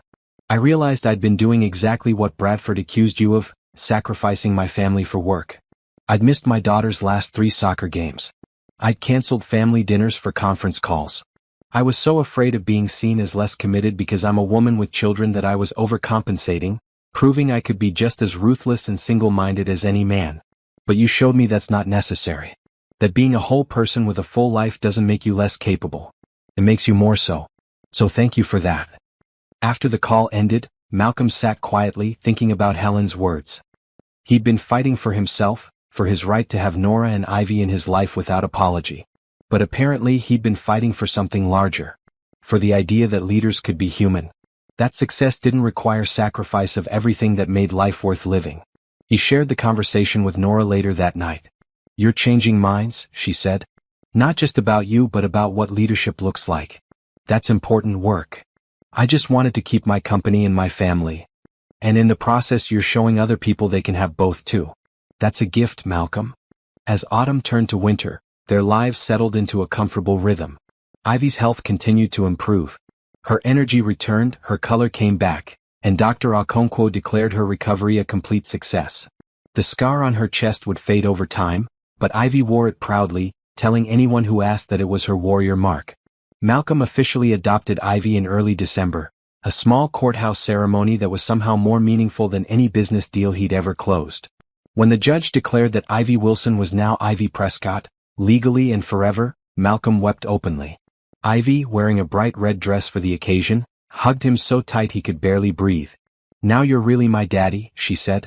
Now it's official, Malcolm agreed. But I've been your daddy since the day we met. Nora watched them both with tears streaming down her face, her mother beside her doing the same. Thomas, who'd attended as a witness, wasn't even trying to hide his emotion. Diane had sent flowers to the courthouse, an elaborate arrangement with a card that read, "Congratulations on making it official. We always knew she was yours." That night, they celebrated with pizza and ice cream, Ivy's requested menu. She wanted to watch a movie about a girl who went to space, so they all piled on the couch together, Ivy between Malcolm and Nora, and watched as the fictional girl achieved her dreams through determination and courage. That's going to be me someday, Ivy announced. I'm going to go to space. And my heart is going to work perfectly because Dr. Okonkwo fixed it, and my daddy made sure I had the best doctor. You can do anything you want, Malcolm told her. The world is yours, Ivy Prescott. Later, after Ivy was asleep, Malcolm and Nora discussed wedding plans. They decided on a small ceremony in the spring, nothing elaborate. Just close friends and family, a celebration of the love they'd found in the most unexpected place. I want to get married at that cafe, Nora said. Where we first met. Is that too strange? It's perfect, Malcolm said. That's where everything started. Where a little girl saw a sad man and decided he needed company. Where you taught me what kindness looks like. That's absolutely where we should get married. They contacted the cafe owner, who was delighted by the request and offered to close the cafe for an afternoon so they could have a private ceremony. Malcolm arranged everything else. Flowers, food, a photographer. He wanted Nora to just show up and enjoy the day, not worry about logistics or costs or any of the 1,000 details that went into planning a wedding. As Christmas approached, Malcolm realized how much his life had changed in less than 6 months. Last Christmas he'd been alone, working through the holidays because he had nothing better to do. This year, the penthouse was decorated with a tree that Ivy had insisted on decorating herself, resulting in a lopsided but charming arrangement of ornaments. Stockings hung from the mantel, 3 of them each embroidered with their names. The scent of Nora's baking filled the apartment. Ivy's artwork covered the refrigerator and walls. Evidence of life, of love, everywhere he looked.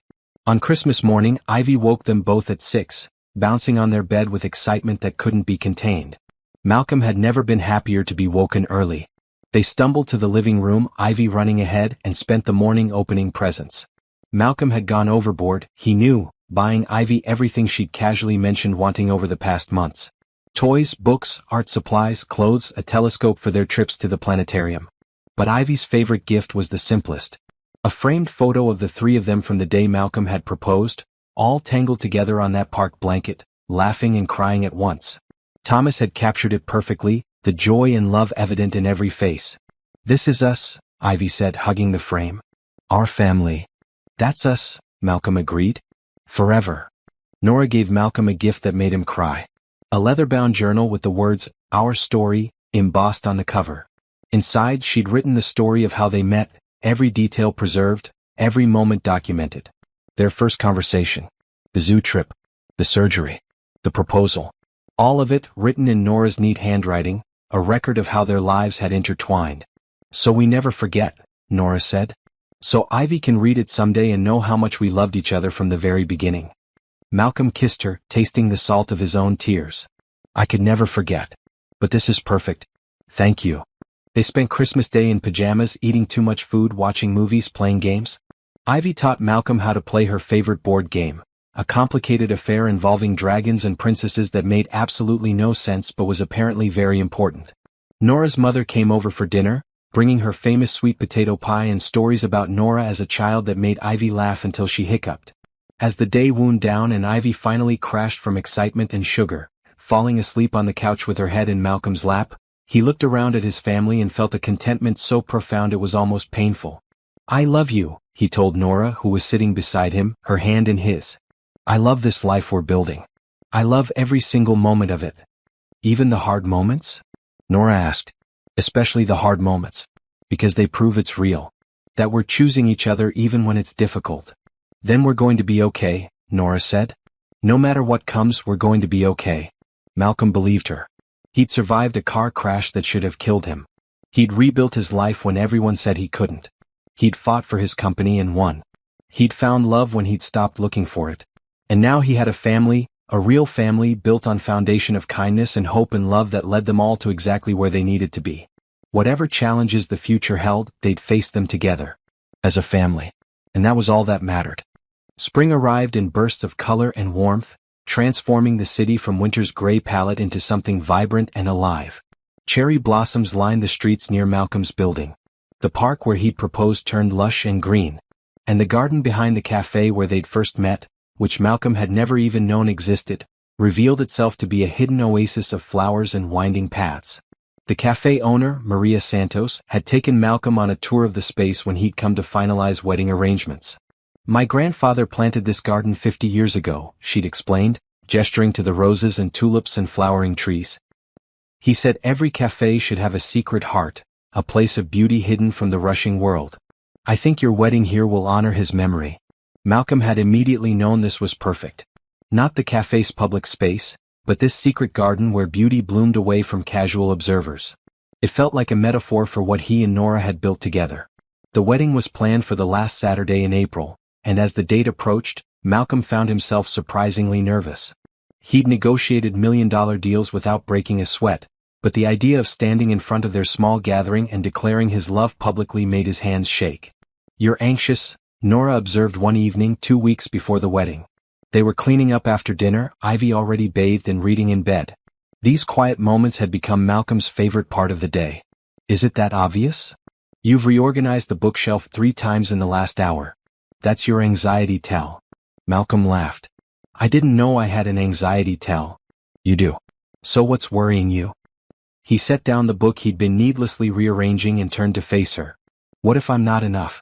As a husband, as a father to Ivy, as a partner in building this life we want. What if my limitations become frustrating over time? What if you wake up one day and realize you settled? Nora crossed the room and took his face in her hands. Malcolm Prescott, listen to me carefully. You are more than enough. You have always been more than enough. Your wheelchair is not a limitation on our love or our life together. The only limitations I see are the ones you imagine. You want to know what I see when I look at you? What? I see the man who sat alone in a cafe and let my curious daughter interrupt his misery. I see the man who offered to help with Ivy's medical care without expecting anything in return. I see the man who held my hand through the scariest day of my life. I see someone who shows up, every single day choosing us over and over. I see the love of my life. That's what I see. Malcolm pulled her close, burying his face in her hair. I don't deserve you. You deserve everything good that comes to you. When are you going to believe that? I'm working on it. Work faster, Nora said with a smile. We're getting married in 2 weeks and I need you to know, bone deep, that you're the only person I want standing beside me. Or sitting beside me. However you want to phrase it. Malcolm laughed, the tension breaking. I'll be sitting probably. More comfortable that way. Perfect. I'll be standing next to you, holding your hand, promising to love you forever. Sound good? Sounds perfect. The 2 weeks passed in a blur of final preparations. Ivy was beside herself with excitement, practicing her flower girl duties daily, scattering imaginary petals around the penthouse and narrating her own importance. I have a very important job, she'd announced to anyone who'd listen. I'm making sure everyone knows love is happening. Malcolm's assistant Diane handled most of the logistics, coordinating with the cafe, arranging flowers, confirming the small guest list. Thomas would be there, of course. Diane and her husband. Nora's mother. Dr. Okonkwo, who'd become a friend beyond just Ivy's doctor. Helen Carter from Malcolm's board.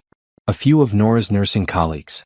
And Marcus, Malcolm's physical therapist, who'd been there through the darkest days after the accident and deserved to see this bright outcome. The night before the wedding, Malcolm couldn't sleep. He lay in bed, listening to Nora breathe beside him, and thought about everything that had led to this moment. The accident that had changed his life. The 3 years of isolation and bitterness. The random decision to try dating again that had led to that cafe. A little girl's observation that he looked sad. Every decision, every moment, every seemingly random choice had led him here. He must have drifted off eventually because he woke to Ivy bouncing on the bed, her bright yellow dress already on, hair styled in elaborate braids that Nora had clearly spent significant time on. It's wedding day. Ivy shrieked. You're marrying mommy today. Malcolm rubbed his eyes, smiling at her enthusiasm. I am. Are you ready for your important job? I was born ready. That's what Grandma said. She said I'm a natural at making sure love happens. Your grandma is very wise. Nora appeared in the doorway and Malcolm's breath caught. She wore a simple robe, her hair in curlers, no makeup yet. She was beautiful. She'd always been beautiful, but today there was something extra. A glow. Pure happiness radiating from every part of her. No seeing the dress, she warned, catching him staring. Bad luck.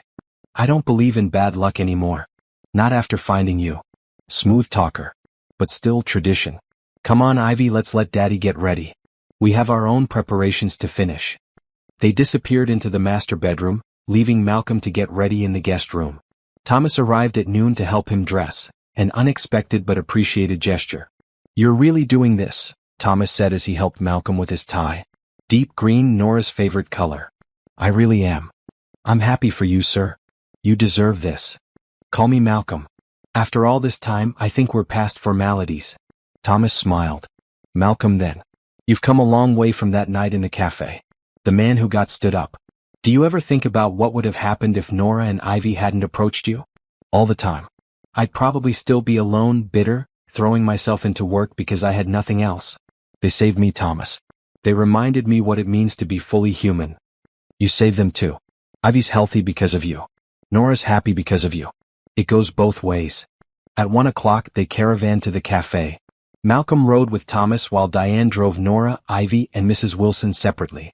Tradition, Nora had insisted, laughing. They shouldn't see each other before the ceremony. The café's secret garden had been transformed. White chairs arranged in neat rows. An arch covered in flowers at the front. Soft music playing from hidden speakers. Maria had outdone herself, creating a space that felt both intimate and magical. Malcolm positioned himself at the front beside the officiant, a friend of Maria's who'd agreed to perform the ceremony. The guests filed in, taking their seats. Diane dabbing at her eyes before she even sat down. Marcus giving Malcolm a thumbs up. Dr. Okonkwo smiling warmly. Everyone who mattered gathered in this small space to witness something beautiful. Then the music changed and Ivy appeared at the garden entrance. She walked slowly, carefully, dropping rose petals with exaggerated precision. Her face was serious with concentration, and Malcolm loved her so much in that moment he thought his heart might burst. When she reached the front, she gave him a quick hug before taking her seat in the front row next to her grandmother. And then Nora appeared. She wore a simple dress, cream-colored, tea-length, with delicate lace at the sleeves. Her hair was down, flowing over her shoulders. She carried a small bouquet of wildflowers. She wore the ring Malcolm had given her, but no other jewelry. She didn't need any. She was absolutely radiant. Their eyes met and Malcolm forgot to breathe. This woman. This incredible woman was choosing to marry him, to build a life with him, to trust him with her heart and her daughter's heart. How had he gotten this lucky? Nora walked down the short aisle alone, her own woman making her own choice. When she reached Malcolm, she handed her bouquet to her mother and took both his hands in hers. "Hi," she whispered. "Hi," he whispered back. "You're beautiful. You're crying. Happy tears. The best kind." The officiant cleared his throat, smiling at them both. "We're gathered here today to witness the union of Malcolm and Nora, two people who found each other in the most unexpected way and built something extraordinary together. I understand they've written their own vows." Malcolm went first, his voice steady despite the emotion coursing through him. "Nora, 6 months ago I was sitting alone in this cafe, convinced that my life was essentially over. That the best parts were behind me, and all that was left was managing a slow decline into irrelevance. And then your daughter asked why I looked sad. Such a simple question. But it changed everything. You changed everything. You taught me that kindness is not weakness. That accepting help is not failure. That love is not something to be earned through perfection, but something freely given to imperfect people who choose to show up. You showed up for me when you had no reason to. You let me into your life when it would have been easier to walk away. And you loved me not despite my limitations, but as a whole person worthy of love exactly as I am. I promise to spend the rest of my life showing up for you, choosing you every single day, being the partner and father our family deserves. I love you, Nora Wilson. I love every part of you. And I cannot wait to spend forever proving it." Nora was crying openly now, not bothering to wipe away the tears.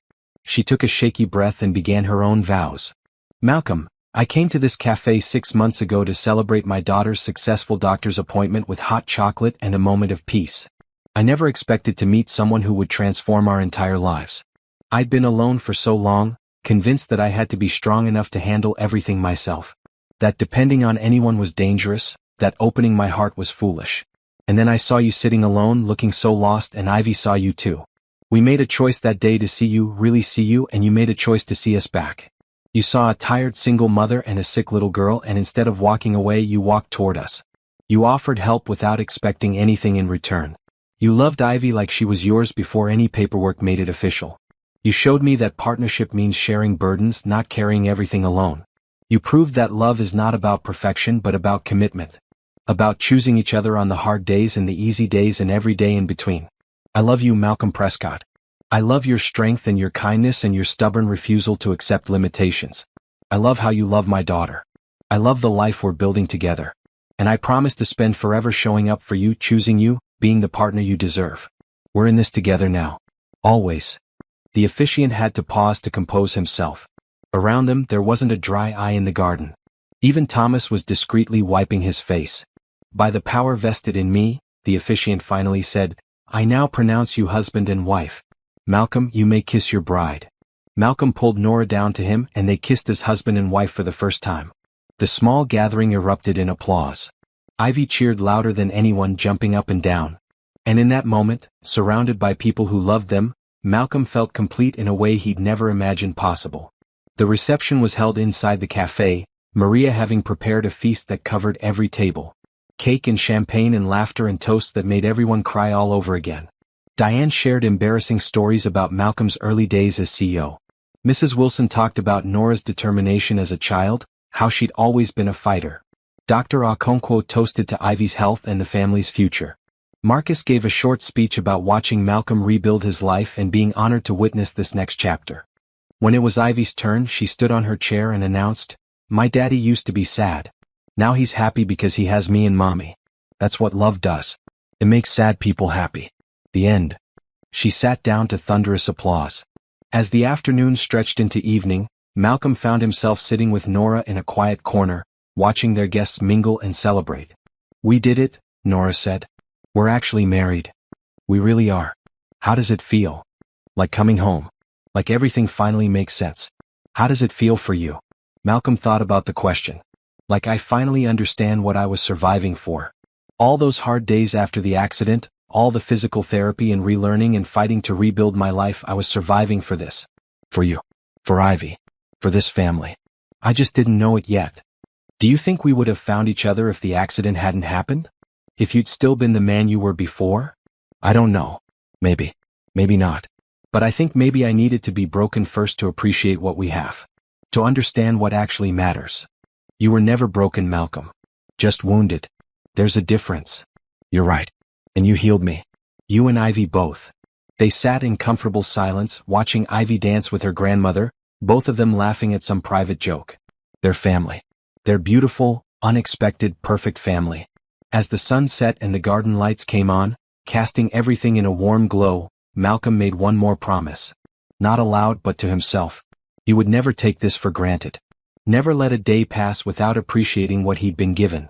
Never forget that kindness and hope and love had led him here, to this garden, to this woman, to this life that was more beautiful than anything he could have planned or imagined.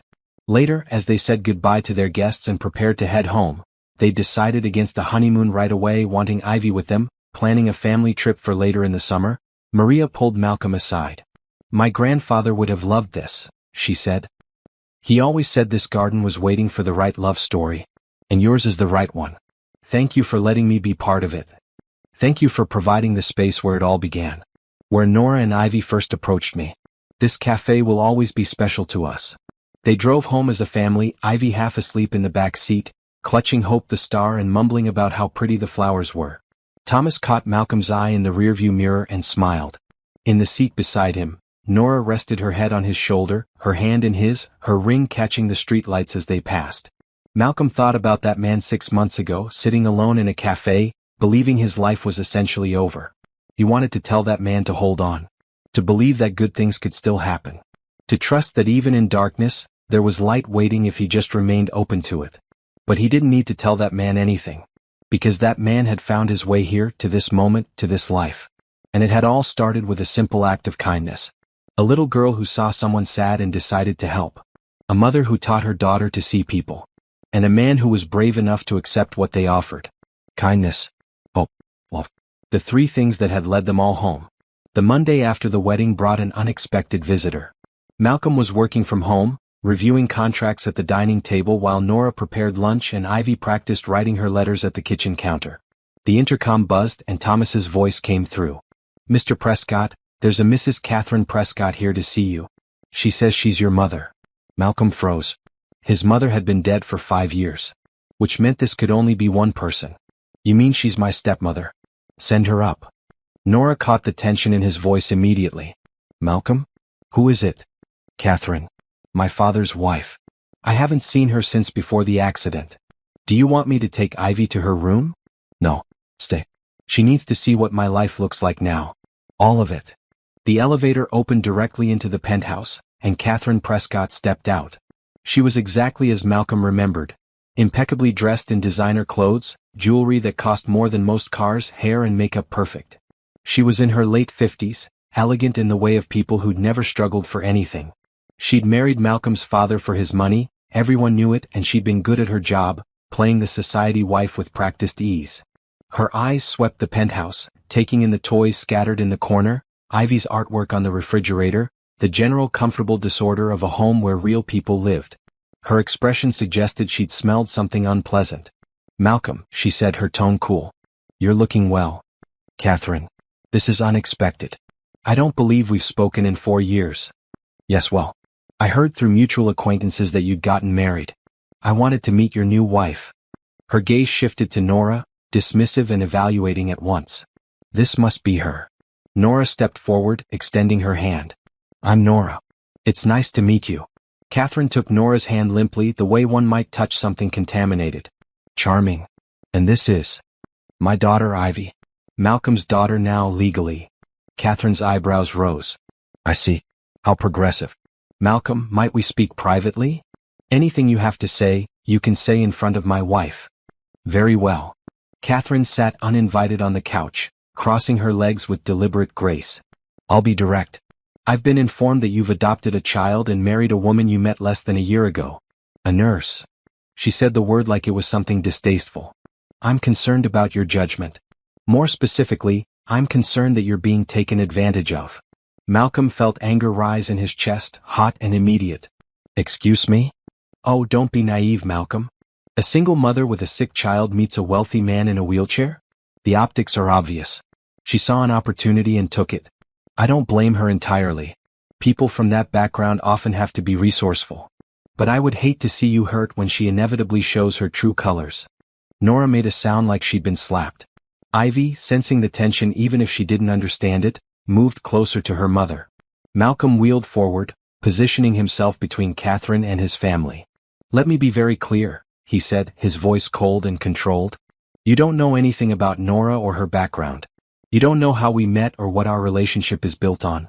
And you certainly don't have any right to make judgments about my family. I'm trying to protect you." "No, you're trying to protect my father's money. Money that will eventually be mine. Money you're afraid I might share with my wife and daughter. Let me ease your mind, I absolutely plan to share it. Everything I have is theirs. Because that's what family means. Something you've never understood." Catherine's expression hardened. "Your father was right about you. He said the accident made you soft. Emotional. Unable to think clearly about business or legacy."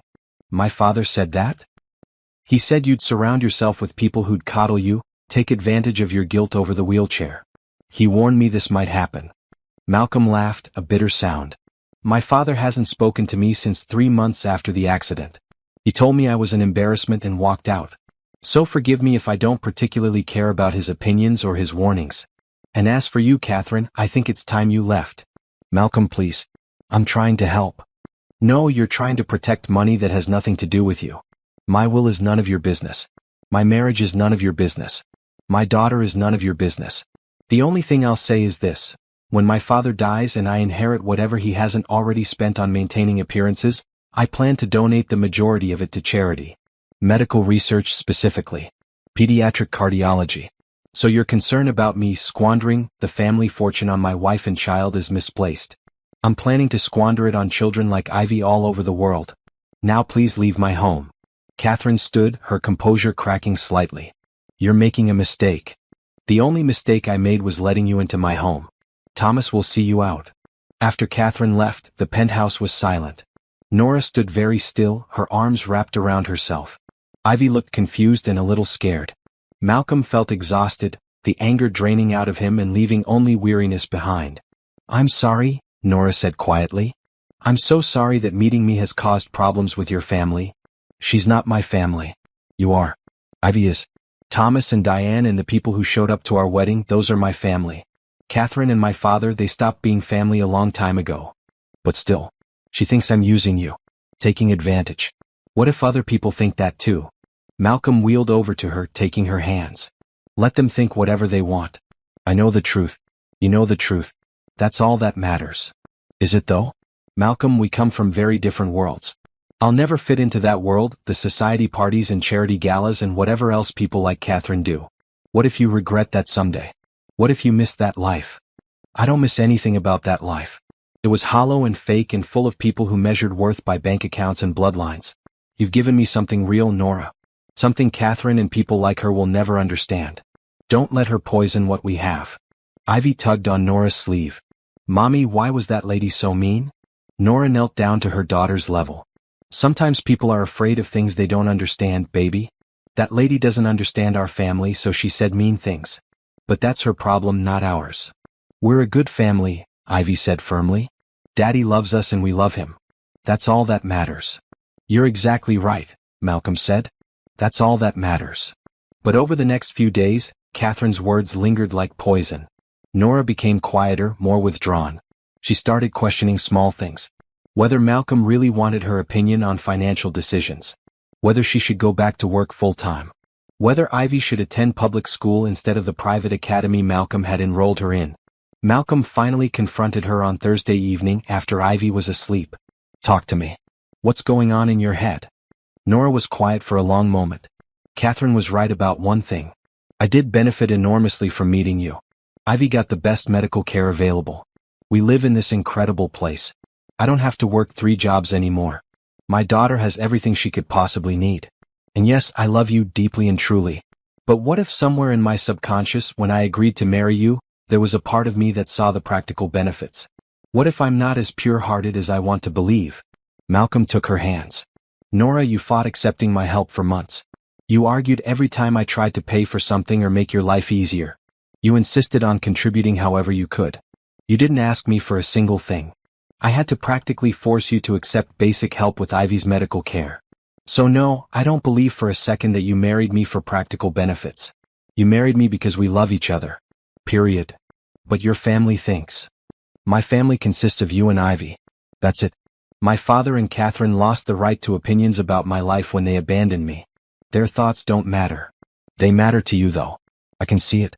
Catherine's visit hurt you. Malcolm couldn't deny that. It did hurt. Not because I value her opinion, but because it reminded me of what my father said after the accident. That I was damaged goods. That I'd never have a real life again. That no one would want me as I am now. For a long time I believed him.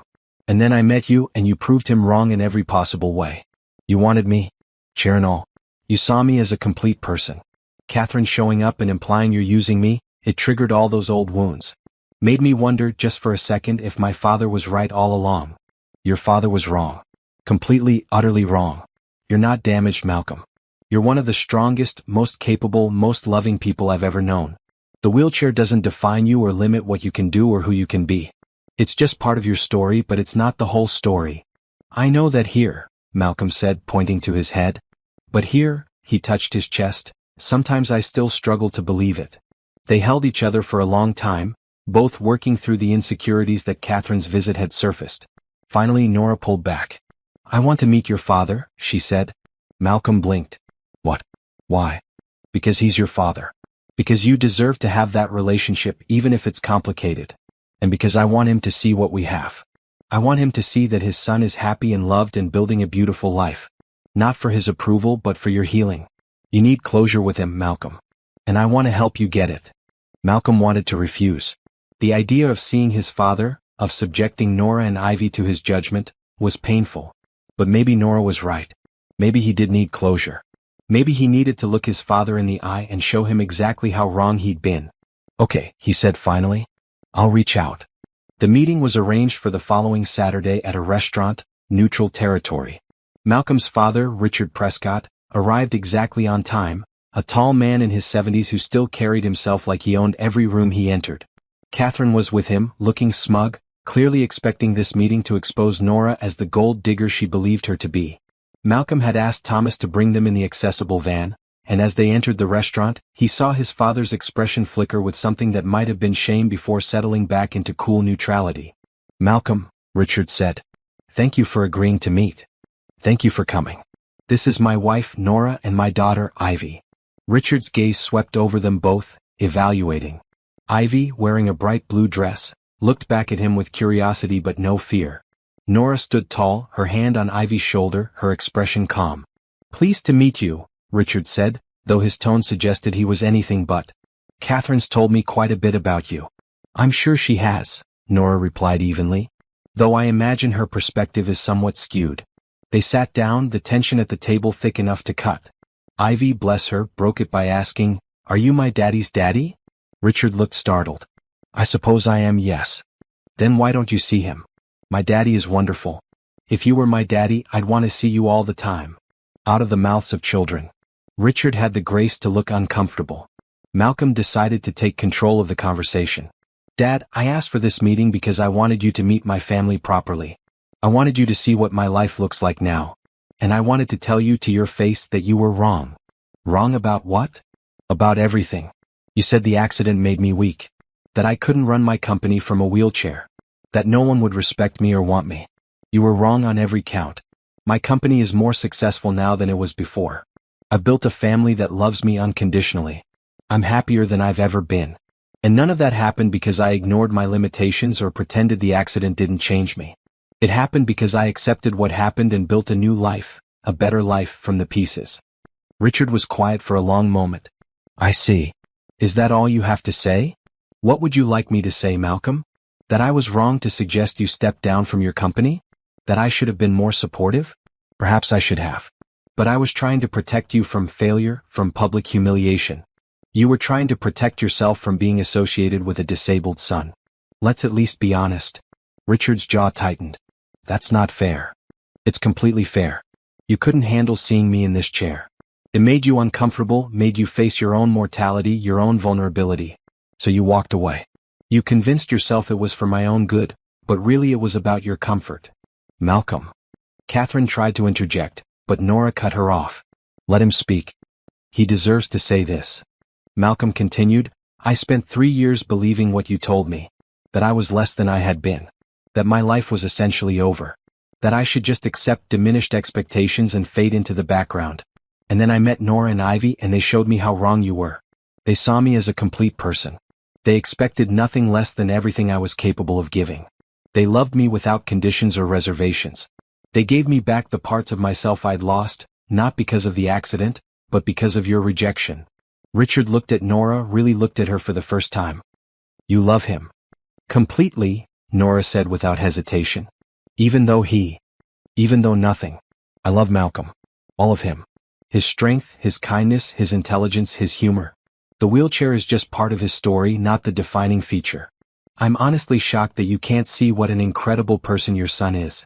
Richard sat back, something in his expression shifting. He looked at Ivy, who was coloring on the kids' menu the restaurant had provided, completely unconcerned with the adult drama playing out around her. She calls him Daddy? He is her daddy, Nora said. Legally, emotionally, in every way that matters. He's shown her what a father should be. Patient, present, loving. She's lucky to have him. And you're not using him? For his money? Nora's expression hardened. I fought accepting Malcolm's help for months. I agreed to marry him in spite of his wealth, not because of it. I would love him if he was working minimum wage and living in a studio apartment. The money is irrelevant to our relationship. What matters is that he's a good man who treats me and my daughter with respect and love. That's worth more than any bank account. The meal arrived, providing a break in the tension. They ate in awkward silence, Ivy the only one chattering, telling Richard about school and her heart surgery and her plans to become an astronaut. Richard listened, and something in his face gradually softened. After the meal, Richard asked Malcolm if they could speak privately. They moved to a quieter corner of the restaurant while Nora and Catherine stayed at the table in equally awkward silence, Ivy between them like a buffer. I owe you an apology, Richard said. You were right. I couldn't handle seeing you in that chair. It scared me, made me face things I didn't want to face. And yes, I was embarrassed. I'm not proud of that, but it's the truth. I built my identity on being strong, independent, never showing weakness. Seeing you after the accident, seeing you struggle, it forced me to acknowledge that strength and weakness are more complicated than I wanted to believe. I know that wasn't easy to say. It's not easy to admit I've been a terrible father. That I abandoned you when you needed me most. I convinced myself I was protecting you, but really I was protecting myself. And I've missed 3 years of your life because of my cowardice. Yes, you have. Can you forgive me? Malcolm thought about it. Could he? Should he? I don't know, Dad. You really hurt me.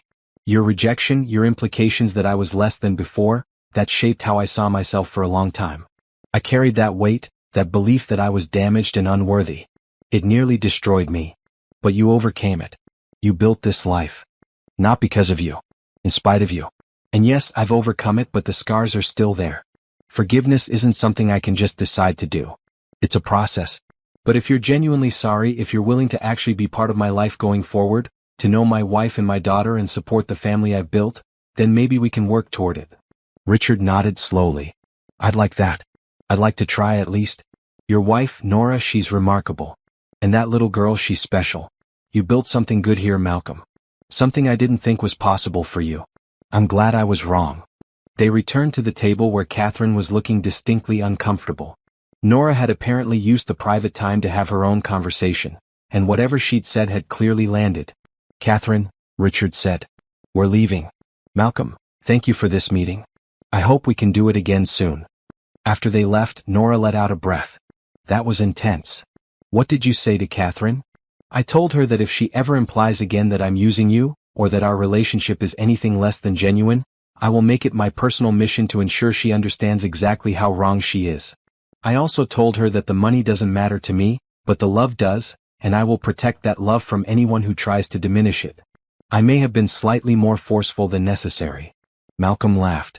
I love you so much. I love you too. And I love that you stood up to your father. That was brave. I learned from the best. Ivy looked up from her coloring. Is Daddy's daddy going to come visit us now? Maybe, Malcolm said. Would you like that? Only if he's nice. I don't like people who are mean to you. Me neither, sweetheart. As they drove home, Malcolm felt lighter than he had in days. The confrontation with his father hadn't magically healed years of hurt, but it was a start. And more importantly, he'd proven to himself and to his father that he'd built a life worth having. A family worth protecting. A future worth fighting for. Later that night, after Ivy was asleep, Malcolm received a text from his father. I meant what I said. I'd like to try to be part of your life again. No expectations, just hope. Thank you for giving me the chance. Malcolm showed the text to Nora. What do you think? I think people can change if they want to. I think your father was confronted with the reality of what he lost and he's trying to make amends. Whether you let him back in is completely your choice. But if you do, I'll support it. Family is complicated, but it's also important. Even when they hurt you? Especially then. Because forgiveness isn't about them deserving it. It's about you being free from carrying the weight of their mistakes. If you can forgive your father, even partially, it's not for him. It's for you. Malcolm thought about that. He'd been carrying his father's rejection for years, letting it shape his self-perception, his fears, his hesitations. Maybe it was time to put that burden down. Not to forget what happened, but to stop letting it control his present and future. He texted back, one step at a time. But I'm willing to try. The response came immediately, that's all I can ask for. Thank you, son. As Malcolm lay in bed that night, Nora curled against his side, he thought about how far he'd come. From the broken man in the cafe to this, a full life with people who loved him, a family he'd built, a future full of possibility. The road had been hard, the obstacles many, but he'd made it. And more importantly, he'd made it without sacrificing who he was. He'd made it by embracing all of himself, limitations and strengths alike. The next chapter of his life was just beginning. And for the first time in years he was eager to see where it led. 6 months after the wedding, Malcolm stood in the same cafe where everything had begun, watching workers hang a banner that read, Grand Opening, Hope Foundation for Pediatric Cardiology Research. The cafe's back garden, where he and Nora had married, had been transformed for the evening's celebration. Investors, donors, medical professionals, and families whose children had benefited from the foundation's first grants were gathering to celebrate what Malcolm considered his greatest achievement. Not his company, which continued to thrive. Not his wealth, which he was systematically redirecting toward meaningful causes. But this. A foundation named after Ivy's stuffed star, dedicated to ensuring that every child with a heart condition could receive the kind of care that had saved his daughter's life. Dr. Okonkwo was the foundation's medical director, working part-time to oversee grant distribution and research priorities. Nora had joined the board, bringing her nursing perspective and her passion for accessible healthcare. Even Richard, Malcolm's father, had donated a significant sum and agreed to serve as a funding advisor, his decades of investment experience put to good use for once. The reconciliation with his father had been slow and sometimes painful. Richard attended family dinners now, usually twice a month, and he was learning to be a grandfather to Ivy. It wasn't perfect. Richard still sometimes said things that revealed old prejudices or limited thinking. But he was trying, genuinely trying, and Malcolm had learned to appreciate the effort even when the execution was flawed. Catherine, on the other hand, had gradually faded from their lives. She and Richard had separated, an amicable split that surprised no one. Richard had admitted that he'd married her for the wrong reasons and stayed out of convenience rather than love. He was working on being alone, on defining himself as something other than wealthy and married. It was good growth if later than it should have been. "You're thinking too much," Nora said, coming up behind Malcolm and wrapping her arms around him. She wore a deep red dress, her hair up, looking every bit as beautiful as she had on their wedding day. "This is supposed to be a celebration." "I'm celebrating. Just also reflecting." "On what?" "How much has changed? A year ago I was alone and miserable. Now look at this. A foundation that's going to help thousands of children. The family I love more than anything. A life that actually means something beyond profit margins." "You always meant something, Malcolm. The accident didn't change your worth.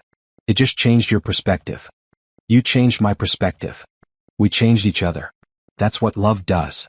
Ivy ran up, wearing a yellow dress that matched her bright personality. At 6 now she'd grown taller, stronger, full of energy that seemed boundless.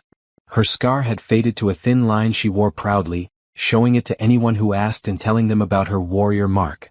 She was thriving in first grade, already reading above her level, asking questions that challenged her teachers. She wanted to be an astronaut, doctor, artist, changing her dream career daily but always with absolute conviction. "Daddy, people are asking for you," Ivy announced. "They want you to make a speech." "Already?" "The event just started." "People are eager," Nora said with a smile. "They want to hear from the man who made this happen." Malcolm wheeled himself to the small stage set up in the garden, Nora and Ivy following. The crowd quieted as he positioned himself at the microphone. Looking out at the gathering, he saw so many faces that mattered.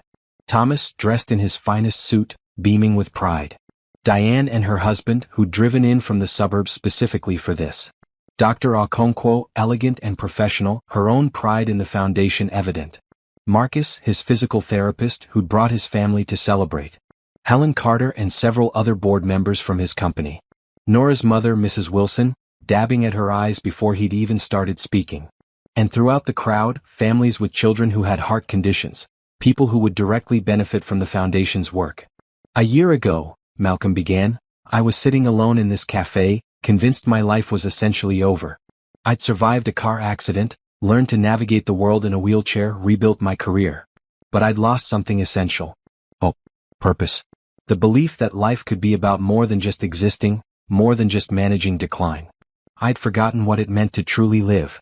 He gestured to Ivy, who was sitting in the front row holding Hope the star. "And then this little girl saw me looking sad and decided I needed company. She and her mother sat with me, talked with me, reminded me what human connection looks like. They gave me a reason to care again. And in the process, they gave me a daughter who needed medical care I could help provide." Malcolm's voice caught with emotion, and he paused to collect himself. Ivy had a ventricular septal defect, a hole in her heart. She needed surgery, specialized care, the kind of treatment that isn't accessible to everyone. We were lucky. I had resources. I could afford the best doctors, the best hospital, everything she needed. But I kept thinking about all the families who can't. All the children who have the same condition or worse, whose parents are working 3 jobs and still can't afford the care their kids need. That wasn't right. That wasn't fair. And I decided to do something about it. He looked at Dr. Okonkwo. "The Hope Foundation exists to ensure that pediatric heart conditions don't have to be a death sentence or a financial disaster. We're funding research, yes. But we're also providing grants directly to families who need help with medical costs. We're supporting training for doctors in underserved areas. We're building partnerships with hospitals to expand accessible care. We're doing everything we can to ensure that every child, regardless of their family's financial situation, has access to the kind of care that saved Ivy's life." The crowd applauded, and Malcolm waited for quiet to return. "I want to thank everyone who made this possible. Dr. Okonkwo, for your medical expertise and your passion for this cause. My wife Nora, for joining our board and bringing the perspective of someone who's lived this struggle. My father, Richard Prescott, for contributing significantly to our initial funding. All of our donors, large and small, who believe in this mission. And most importantly, I want to thank the families here tonight. Your children are why we do this. Your strength and resilience inspire us. And we promise to do everything in our power to support you." He paused, then added, "Ivy, can you come up here for a second?" Ivy bounded onto the stage, her natural showmanship evident. She took the microphone from Malcolm without hesitation. "Hi everyone," she said, her voice clear and confident. "My name is Ivy Prescott, and I had heart surgery when I was 5. It was scary, but my mommy and daddy were there and the doctors were amazing, and now my heart works perfectly. This foundation is named after my star, Hope, because that's what you need when you're sick. You need hope that things will get better. And this foundation gives people hope. So thank you for coming and thank you for helping other kids like me. The end. She handed the microphone back to Malcolm and skipped off the stage to thunderous applause. Malcolm caught Nora's eye, and they shared a look of pure parental pride. The rest of the evening passed in a blur of conversations and connections. Malcolm talked with families about their experiences, with doctors about research priorities, with donors about long-term funding strategies. He was exhausted by the end, but it was the good kind of exhaustion, the kind that came from doing meaningful work. As the last guests departed and workers began cleaning up, Malcolm, Nora, and Ivy sat in the garden under the now dark sky. String lights overhead gave everything a soft glow. The cafe was closed, but Maria had left them coffee and hot chocolate as a thank you for choosing her space for the foundation's launch. This was a good day, Nora said, leaning against Malcolm's shoulder. The best kind of day, Malcolm agreed. When I grow up, Ivy announced, I'm going to run the foundation. And I'm going to make sure every single kid in the world gets their heart fixed. That's a good goal, Malcolm said seriously. We'll need someone to take over eventually. Not for a long time though, Ivy added quickly. You and Mommy have to run it for a while first. I need to finish school. Fair enough. They sat in comfortable silence, 3 people who'd found each other against all odds and built something beautiful together. Malcolm thought about the journey that had led here.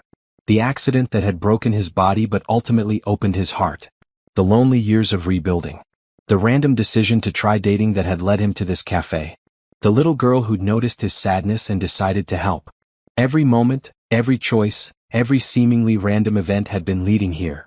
I've been thinking, Nora said, about expanding our family. Malcolm turned to look at her. Expanding? Maybe fostering. Maybe adoption. There are so many kids who need homes, who need love.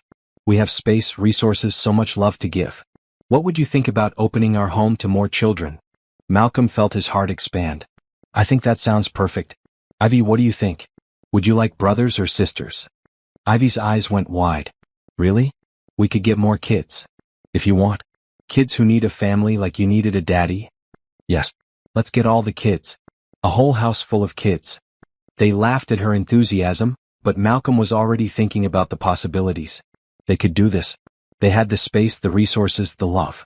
They could give more children the kind of stable, loving home every child deserved. Over the next few months, they began the process of becoming foster parents. Training classes, home studies, interviews. It was intensive and sometimes invasive, but Malcolm understood why. They were asking to care for vulnerable children. The system needed to be sure they could handle it. In late spring, a year and a half after Malcolm and Nora had first met, they received their first placement. 2 brothers, ages 7 and 9, who'd been in foster care for 2 years after being removed from a neglectful home. Marcus and Devin were quiet, cautious, clearly expecting to be moved again soon. They didn't believe in permanent anything. Malcolm and Nora worked patiently to show them that this home was different. That they were safe here. That love didn't have to be earned or conditional. It wasn't easy. The boys tested boundaries, acted out, pushed back. But Malcolm and Nora held steady, providing consistent love and support even when it was hard. Ivy was an unexpected gift in the process. She appointed herself the boys' tour guide and protector, showing them around the penthouse, introducing them to her school, explaining family rules with the authority of someone who'd been there longer. This is a good house, she told them seriously. People here love you even when you mess up. I know because I've tested it. Slowly, gradually, Marcus and Devin began to believe. They started calling Malcolm and Nora by their first names instead of maintaining distance. They did their homework without being reminded. They laughed at dinner. They asked questions about the future instead of assuming they had none. 6 months after Marcus and Devin arrived, their caseworker asked if Malcolm and Nora would consider adopting them. Their biological parents had terminated rights, and the boys needed a permanent home. Marcus and Devin, when asked, said yes immediately. Yes, they wanted to stay. Yes, they wanted to be part of this family. Yes, they wanted Malcolm and Nora to be their parents forever. The adoption was finalized on a Tuesday morning in family court, both boys wearing new suits that Malcolm had taken them to pick out. When the judge declared them legally adopted, Devin cried. Marcus tried not to but failed. And Malcolm held them both, these boys who'd been through so much and deserved so much better, and promised them that this was forever. They were a family of 5 now.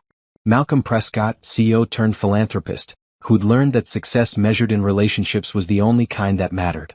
Nora Prescott, nurse and advocate, who taught her family that strength came from vulnerability and connection. Ivy Prescott, future astronaut doctor artist, whose big heart and bright spirit lit up every room. Marcus Prescott, age 9, who'd learned that not all adults would hurt him. And Devin Prescott, age 7, who'd learned that families could choose you and keep you. The penthouse that had once been a sterile showcase was now chaos and color and love. Toys and books everywhere. Art projects covering every surface. Schedules posted on the refrigerator coordinating school and therapy appointments and extracurriculars. The sounds of children laughing, arguing, playing, learning. The beautiful disorder of a real home where real people lived fully. Malcolm's company continued to thrive, now under the daily management of his excellent COO. Malcolm focused on strategy and the aspects of business he most enjoyed, working from home most days so he could be present for his children. The Hope Foundation expanded, opening satellite offices in 3 other cities, funding groundbreaking research, helping hundreds of families access critical care. Richard, Malcolm's father, was now Grandpa Richard to all 3 children. He came to dinner weekly, learned to play the games the kids enjoyed, told stories about Malcolm's childhood that revealed a softer side no one knew existed. The reconciliation wasn't perfect, but it was real. And that was enough. On a Saturday afternoon in June, 2 years after Malcolm had sat alone in that cafe, the Prescott family gathered in the garden for a different kind of celebration. It was Ivy's 7th birthday, and she'd requested a space party. The garden was decorated with planets and stars, a telescope set up for later stargazing, constellation cakes that Nora had baked. Friends from school ran around, Marcus and Devin supervised the games, and Malcolm watched it all with profound contentment. Nora sat beside him, her hand in his, watching their children play. "Happy?" she asked. "Beyond measure," Malcolm replied. 2 years ago, I didn't think happiness like this was possible. I thought my life was over, or at least the good parts were. I was so wrong. We were both wrong about a lot of things. I thought I had to do everything alone. That accepting help was weakness. That opening my heart again was too risky. Turns out, the risk was worth it. The best risk I ever took. Ivy ran over, dragging both brothers behind her. "Daddy, Mommy, come see. We're doing a presentation about the solar system, and I need you to be the audience." They followed their daughter to where she'd set up an elaborate display, complete with handmade visual aids and a script she'd written herself. For the next 20 minutes, Ivy, Marcus, and Devin presented everything they'd learned about space, their enthusiasm infectious, their facts occasionally questionable but always delivered with absolute conviction. As Malcolm watched his 3 children work together, he felt a wave of emotion so strong it nearly overwhelmed him. This was his life now. These were his children. This was his family. Built not from blood or obligation but from choice. From showing up. From choosing love even when it was hard. From believing that kindness and hope could lead to something extraordinary. Later that night, after the party ended and the children were asleep, Malcolm and Nora stood on their balcony overlooking the city. The light stretched out before them, millions of lives being lived, millions of stories unfolding. Somewhere out there, maybe someone was sitting alone. Feeling like life was over, believing that happiness was impossible. Malcolm hoped they'd find their own version of what he'd found. Their own unexpected family. Their own reason to hope. "What are you thinking?" Nora asked. "That I'm grateful. For the accident, strange as that sounds. Because without it, I would have missed all of this. I would have been too busy, too focused on work, too closed off to notice a little girl asking why I looked sad. The accident broke me, but it also opened me to possibilities I never would have considered before. I'm grateful too. For every hard thing that led us both to that cafe at exactly the right moment. For Ivy's heart condition, terrible as that sounds, because without it, we might not have had a reason to talk again after that first day. Every painful thing we both went through was preparing us for this. Do you think it's fate? That we were meant to find each other? I think we made choices that led us to each other. You chose to try dating again. I chose to take Ivy for hot chocolate at that specific cafe. Ivy chose to speak to you. You chose to accept our company. We kept choosing each other over and over, even when it was scary or uncertain. Maybe that's what love is. Not fate but choice. Choosing someone every single day. Malcolm pulled her close, breathing in the scent of her hair, feeling her warmth against him. Then I choose you. Today and every day after. Forever. Forever, Nora agreed. Inside, one of the children called out, a bad dream or a request for water, and they moved as one back into the penthouse, back to their beautiful, chaotic, perfect life. Malcolm wheeled down the hallway, Nora beside him, ready to comfort whichever child needed them, ready for another day of parenthood's challenges and rewards. As he tucked Devon back into bed after a nightmare, reassuring him that he was safe and loved and would never be sent away, Malcolm thought about that man in the cafe 2 years ago. The bitter, lonely man who'd given up on happiness. He wanted to tell that man to hold on. To believe that good things could still happen. To trust that even in darkness there was light waiting. But he didn't need to tell that man anything. Because that man had found his way here, to this moment, to this life. That man had been brave enough to accept kindness when it was offered. Smart enough to recognize love when it appeared. Strong enough to build something new from the wreckage of his old life. That man had become this man. A husband. A father. A philanthropist. A person who measured success in hugs and laughter and children's drawings on the refrigerator.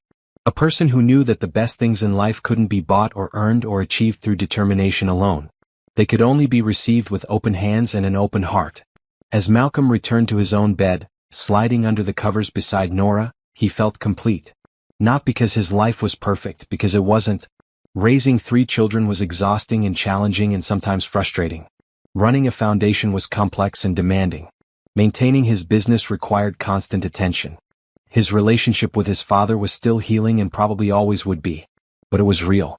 All of it. The struggles and the triumphs, the hard days and the easy ones, the love that was tested and proved stronger for it. This was life. Full, complicated, beautiful life. And Malcolm wouldn't trade a single moment of it.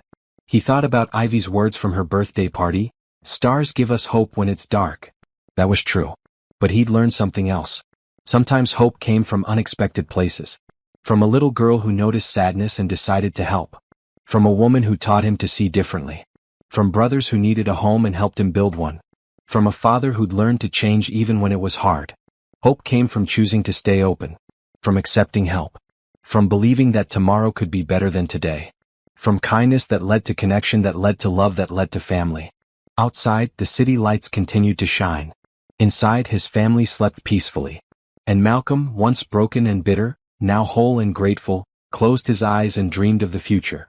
A future full of possibility. A future he'd build one day at a time, one choice at a time, one act of love at a time. Forever had begun. And it was more beautiful than anything he could have imagined.